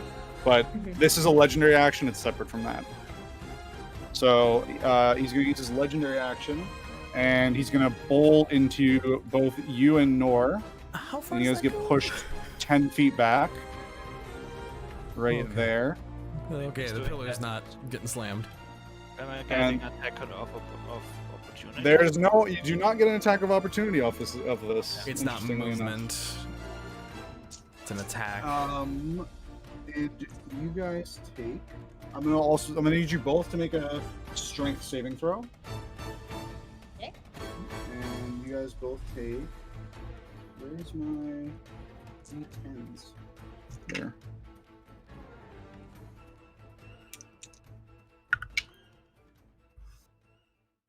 You guys both take 12 points of bludgeoning damage. Oof. All right, my strength throw is 14. 14. Okay, you are knocked prone from the attack as the force of the creature knocks you to the ground. Natural 20. You're good. Damn. You managed to withstand the force, and you just get pushed backwards. But you are Alright, not knocked prone. How much damage did I take again? 12, you said? 12. Oh, Oh no. But that wouldn't count as being damaged as a creature, would it? I mean, you took damage. Yeah, but I just didn't actually get it. No, you did. No, took you the still took damage. You just did a save to You not just- fall over. You just didn't get knocked prone. Okay, so can I do Hellish Rebuke? Yep, you definitely can. Okay, Heck yeah. so how did that attack work? Like, was it with So he basically got down low and turned slightly to its side and used its large hip and thigh to just face check into you and just bowled you over. Okay, so maybe Nor rolls back surprisingly gracefully, and he lifts his hand and points to the T-Rex as his eyes glow white once more, and he All right. casts Hellish Rebuke. All right. Is there any save for that or just your damage? It's 11 to save Dexterity. Dexterity saving throw. All right. Well, dexterity's not its strong suit. It rolled a 4, so yeah, full damage. What a Okay. loser. So let me cast that. All right, hold on. Let me get these rolls in with my actual dice. Yeah.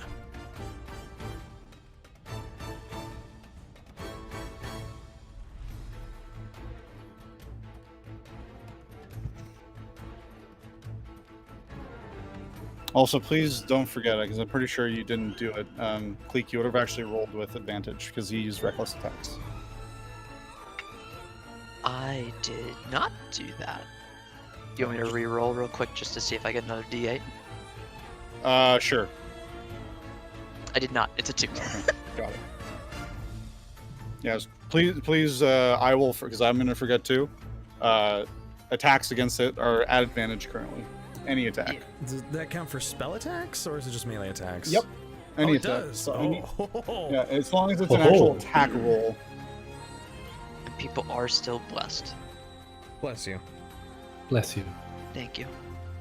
Okay, so after Nor points his finger at the T-Rex, he closes his fist, and white flames erupt around the creature for 17 damage. Ooh, Very good. good. As the spot you touch, just flames, just white hot flames, just erupt there and just sear the hide and burn some of the fur at the top on the top of its back. 17 damage, very good. Is it looking? Yeah, Is it looking? It's definitely, it's bloodied. Okay, It's bloodied. I'll take it. All right, Gasz, it is your turn. Oh, it's me. Question. Since I can do a lot of as a thief in terms of actions and bonus actions, would you allow me if I dash towards him, action dash, or it actually doesn't matter, or it's bonus action dash, it doesn't matter, climb up on him, get up all the way to his mouth where he's holding Kleeck, and grab my bottle of torpor and stuff it down his throat? Yeah, I could let you do that. You have 40 feet of movement, so I'm pretty sure you can just move there. Yeah, you can just move. Reach him. You can just, I'll let you just drop down, because you can just let go and drop down 20 feet. You're a kobold, you're fine. You'll land it. I'm gonna make a roll. Thanks. I'll let you move up to it. You'll get then gonna have to make a grapple check against it. You can use your acrobatics, and it's gonna be against its athletics. Okay. To see if you can get on and get enough purchase to start climbing. Okay. Get him to the Hydra's Acrobatics. back. That is a 14. 14 and it's athletics. That is 17. So Oh, no. unfortunately, you try to grab on. You definitely avoid definitely avoid one of its feet as it steps back for one moment, dealing with the people in front. And you go to grab it, then the tail kind of knocks you off a little bit, and you just land down. You don't take any damage, but you couldn't get purchase on it. Okay, so I moved, I used an action, so technically I would still have... You still have a bonus action. I still have a bonus action, but I can only... Also, you'd be one space away from it now, so you'd be like... You can be either here, here, or here. Your choice. Yeah, I guess I want to be here. I can only bonus action attack with 2 weapons if I attack with... Only if you use the attack action. Yeah, okay. Anything else I can do? Bonus action disengage. Yeah. Fortunately, I think that's... it's kind of a shame. I wanted to attack it, Yeah. at least. Well, let me quickly check if I have something cool in my inventory. Okay. Like a Farcaster. Didn't go into the free box. Didn't work out. I thought you said that was the last Monster Hunter joke. You lied. Sorry. It was the same joke again, so there's not a new one, so... I'm allowed to make that as much as I want. Okay. The same one. Guys, Okay. I found a 320-page book full of Monster Hunter stat blocks. Yes. Very cool. So... Descent into Descent the new world. Into the new Sent world. into the new world. Yep. Thing is, if I bonus action disengage, I don't even have movement left. Because that took me... I have maybe 5 feet of movement left. You have, yeah, I'll say you have Oh, yeah, actually. 10 You have feet. 10. You have 10 feet of movement. Okay, So I'm gonna... you can bonus action disengage to get out of immediate range. Okay, I'm gonna get behind Kip, being like, Well, actually, its attack range is 10 feet. Oh, You can actually, you're still in range. that's I am? unfortunate. Sorry, actually, no, you're good there. Yeah. Sorry. Yeah, you're That's good what I there. You're no longer in range. Okay, I disengaged and That was a shitty turn. I'm gonna try that again though later. Okay. And you is that the end of your turn? Yeah, I got nothing left, I guess. All right, Rue. What you doing? Boy. As much as I want to do some more attacking,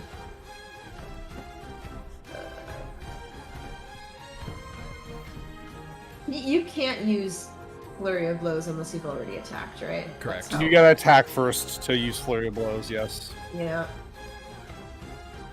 But you do still get your, basic punch. So you could do an action and then still get one little swing in. Mhm. Wait. You mean just like So one attack?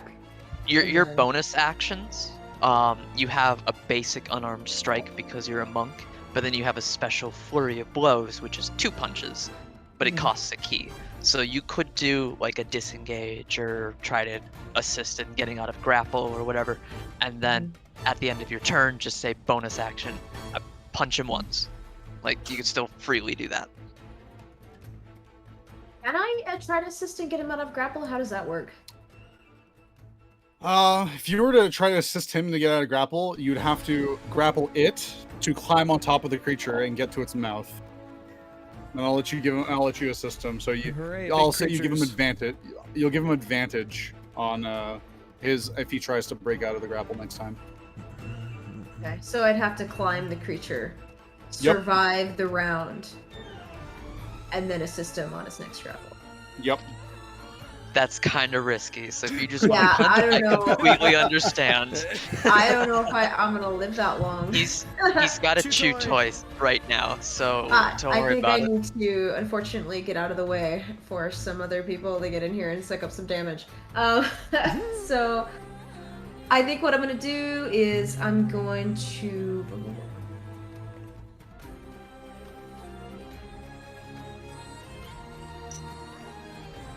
Yeah, I could use my action to just disengage. Right? Yes, you use your action to disengage, and then you can move, and you will not incur attack of opportunity. Okay. But I would like to still punch him on the way out. Can I do that with my bonus unarmed strike? The unarmed strike is an attack, is the attack action, so you'd have to attack first. She's So got it's a bonus action. Monks unarmed Yeah. strike. have, Oh, sorry, yeah, martial monks arts. have, yeah.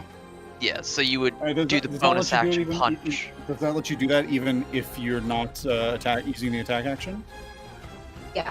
Yeah. Okay, then yeah, you can do that. Okay. Bonus action, you can give him a little punch. Yep. Let's see. Ha! Well, that didn't do anything. It's a 1. Don't. Oh. Aww. You just punch into rock hard. Well, muscle. don't forget you have an advantage because he Yeah, used reckless advantage attack. too, yeah. Make sure you Oh, roll with advantage. So And roll a bless. Wait, six. why do I? What? Oh. Okay. Reckless Why do I have attack, a basically. Yeah. Ooh, okay. Okay. So he's opened himself up to bigger hits potentially. Okay. Well, that's a 22. Hey. That hit? There you go. All right. And 5 damage. 5 damage. Okay, and I'm going to go. This pillar is here. Like, he'd have to go around it, right? His reach is 10 feet. So what you notice, he can attack from a target up to 10 feet away from him. Okay. So, I'm just gonna have however, to- if you put the column directly between you and him, he'll be forced to move at least a little bit. Like I have done. Yeah. Yeah. Yeah, I'm gonna scoot on over this way.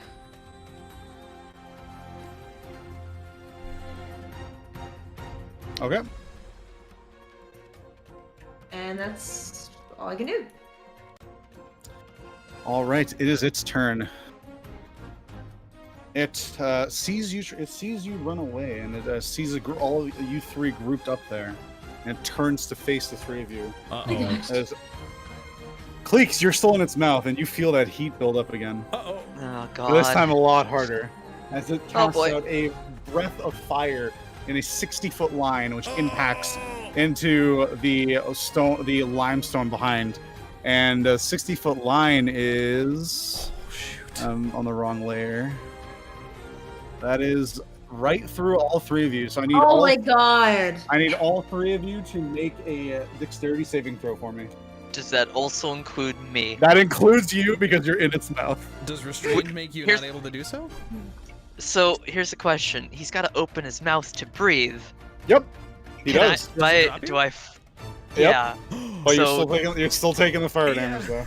but But I'm you get not, dropped. I'm You're not no longer restrained restrained. for. Okay. Oh, Yep. so I don't have So you're- disadvantage on the That's saving good. throw.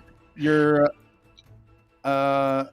if I can get you out of there, hold on. I'm gonna move you like this. Don't- You'd be put like either Right in here, front. here, or here. Your choice.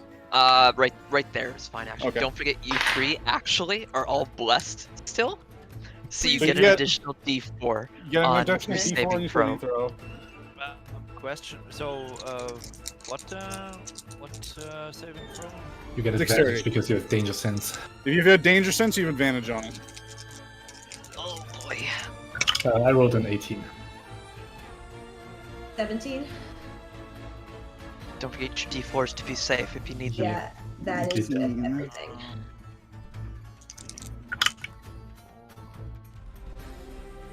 I rolled an 8 for the record. Oh no. Yep. I'm a resistant, so I don't really care. Yeah. But Unless if I it's would have just saved, it would have been nice. an ass load of damage. So, what are the rolls? 17? 17, 18. you pass. 18, pass. 14, fail. And you 8. said you rolled 8? Yeah. Okay, it is 36 points of fire damage. However, for everyone to pass, you take half. And you're resistant to fire, so you also take half. Did you say 36? 36. 36. So halved, that's that 18 damage for you? it's 18, 18. yeah. 18 points of the fire damage halved. Fucking So hell. Boy, I'm so happy that wasn't pointed at me. boy, you want to know what I was trying to line up for before, Oh, huh? I know. I knew. I knew. That's why I'm behind this pillar. So I believe that's Rue. I think you're down, even though you succeeded because you only have 10 HP. No, she had 31. I think she just. No, she wasn't at full. She was at 10. She wasn't? She- Oh, yeah, right, she 'cause was you at got 10. pushed earlier. I'm sorry. So Rue is down. Shit.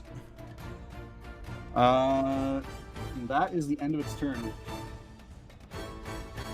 Theraden. Hi. Hi. Yes, I gotta do a really quick be right back, but you can keep going. I'm gonna put an X on Rue.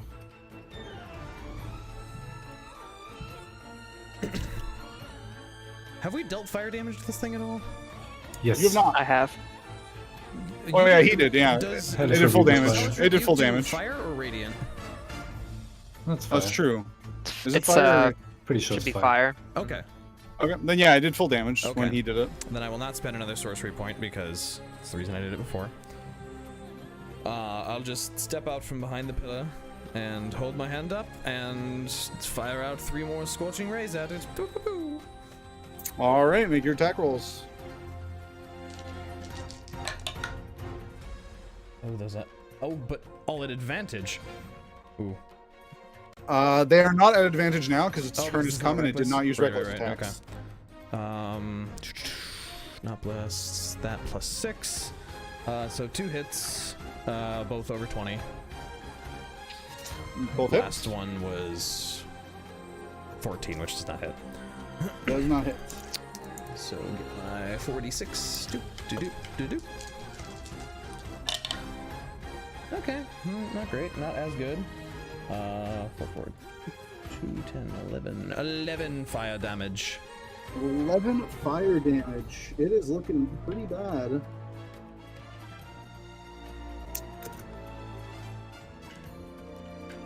And then I will Alright. just my way back here.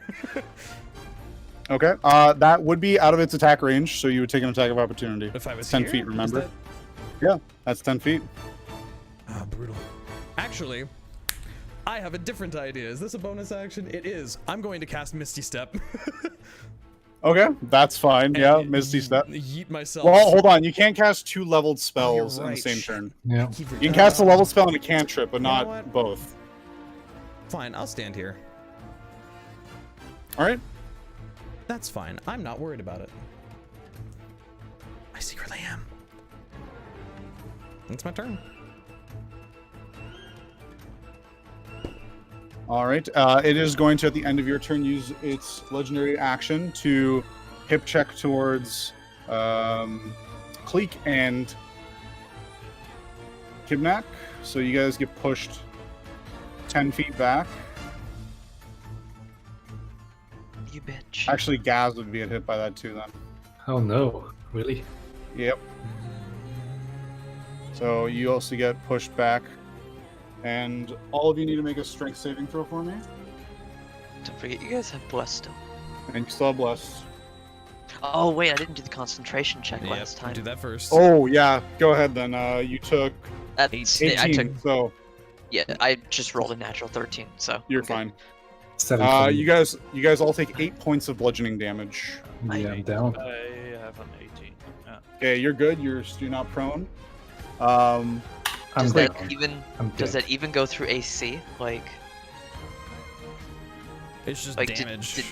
it's just damage outright. Okay. Yeah. Well, I'm not prone. I don't think. Was Oh, it sorry. 18? No, apologies. I didn't actually do have to roll that. My Okay, bad. I was gonna say. Hold on. I was like, wait, no, you're right. I do have to roll that. I was gonna say, There's a 27 hit. fuck you. All right, yeah. jeez. Okay. Okay. Hey, plus that 9 was, to hit.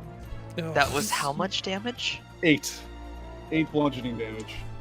Fucking hell. Yeah, but I also taking 8. You Yeah, take yeah. 8 bludgeoning damage, but you're not knocked prone. And then what was your strength saving throw? Me or him? Yep. You. Kleeck. Oh, 18. 18. You're good. You're not knocked prone. Kibnaak, And you're make a raging make though, a- so half and- bludgeoning damage. Yeah, make sure you are raging, so you're taking half. You should be taking half damage for anything that's not.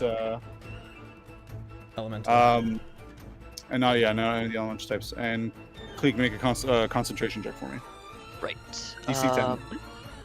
It's natural. Oh, 11. So You're good. yeah, just Maintaining the barely on con- that one. Yeah, you're good. Maintaining concentration. All right. Kibnaak, it's your turn. okay. I'm getting towards it, and I'm using Great Weapon Master for it. as All right. well. So make your roll -5. Other one.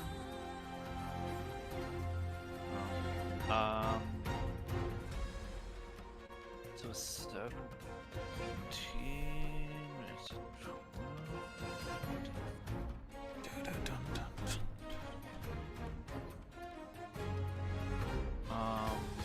Wait, what was it? 17, 12, 16. Yes. 16 just hits. Yes. Yeah, boy. That just hits.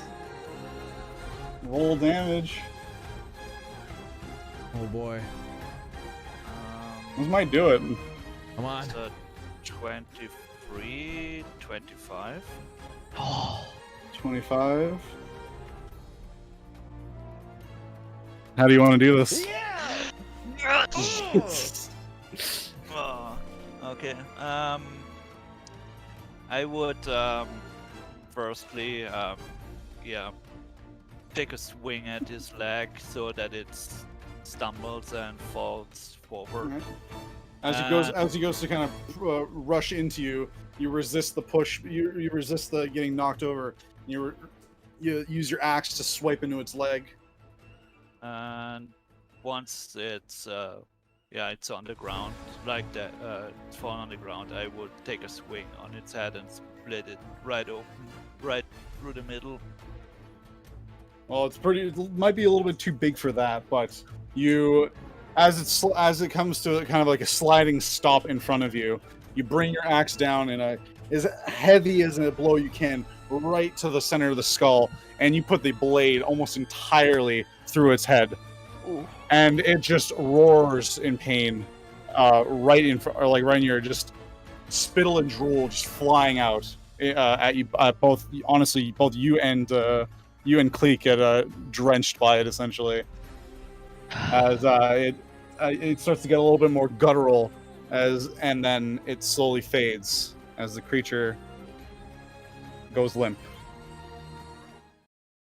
and This falls over armor. and remains dead.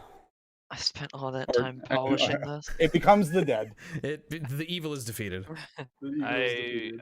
would pull the axe out of the head and then start hacking. There's just it's just silence all around. The crowd is completely dead silent for a moment, and then suddenly, just roaring cheers as everyone gets up, and you get essentially a standing ovation.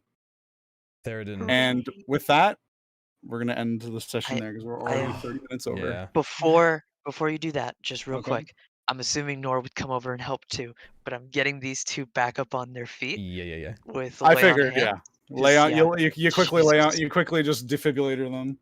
Yeah, and then I will help heal as much as needed. I mean, we're gonna go celebrate and sleep after this, so whatever. But holy shit, so much for were you, 24 AC. are you able to get both of them back up, Deriaz? I can get or- them. I can get You them can to get them 1 up. HP. And then I still have 18 points of healing I can kind of spread around. But I mean, we won. There's no additional fight, from Yeah. my understanding. Unless we get so, mugged in the street. Yeah. Yeah, we but- can worry about like healing and all later. Yeah, Hey, that's I what mean, I this was is there. Baldur's Gate. You just had 2,000 people. Watch you guys win 2,000 gold. Yeah. Yeah. There's So 2,000 people with a target on us. for now, getting them stabilized, and then next session we can figure out how we want to heal them. Yeah. I think get us back to the tavern. Cause oh fuck. Theraden is also very much taking this beast in and memorizing it. Well, guys, good job. Oh, got a little closer towards the end. that, How am oh I gonna- my gosh. How am I gonna hit you with 24 AC? It feels Does nice it- to actually have a does a whole bunch of 27 hit? slots for healing. Right? Does a 27 hit? Oh. I'm definitely putting I rolled an Cure 18 plus 9. Ugh. Sorry. switching one of my spells to cure wounds to help out more after this. God damn it. Oh, Yeah, wow. I was a little worried. I was a little worried when I was throwing this at you guys, and I did change. I did change some things up. I made some things harder and some things not as hard. Mm-hmm. Um, I Oh, was yeah. prepared to I dig it. second I level think magic that missile was just thing. about right. I think I made you guys Just a little pucker your sweat. buttholes a little bit, This is a little Figuratively sweat. figuratively sweat. bit. Yeah, well, yeah. Congratulations, Well, okay, then. you guys defeated a that was a CR7. CR7. That's pretty good for a bunch And of I'm gonna level let- 4s. I'm gonna let Kibnaak carve that up as much as he wants. He deserves Yeah. it. Did good job. Roll a carving check. See if you get a gem. Oh no. I am Stop. letting my frustration out on that thing. I just keep on hacking it with my great axe. It is sufficiently dead. He deserves it. I don't care. I Rest in peace, possible party member. Rest in pieces. Rest in pieces. Rest in because pieces, he Pabble. is. Pabble Mark II. All right, well Okay. then. We will pick this up whenever the next time is then. We hit level 8, I'll right? do scheduling before this weekend's up. Unfortunately, we'll see how it's gonna go because Yeah, I'm work. back to work now. Unfortunately, Yep. so It's fine. I mean, COVID's flaring up again for you guys, isn't it? no, Oh, not damn. actually. We'll try and fix that.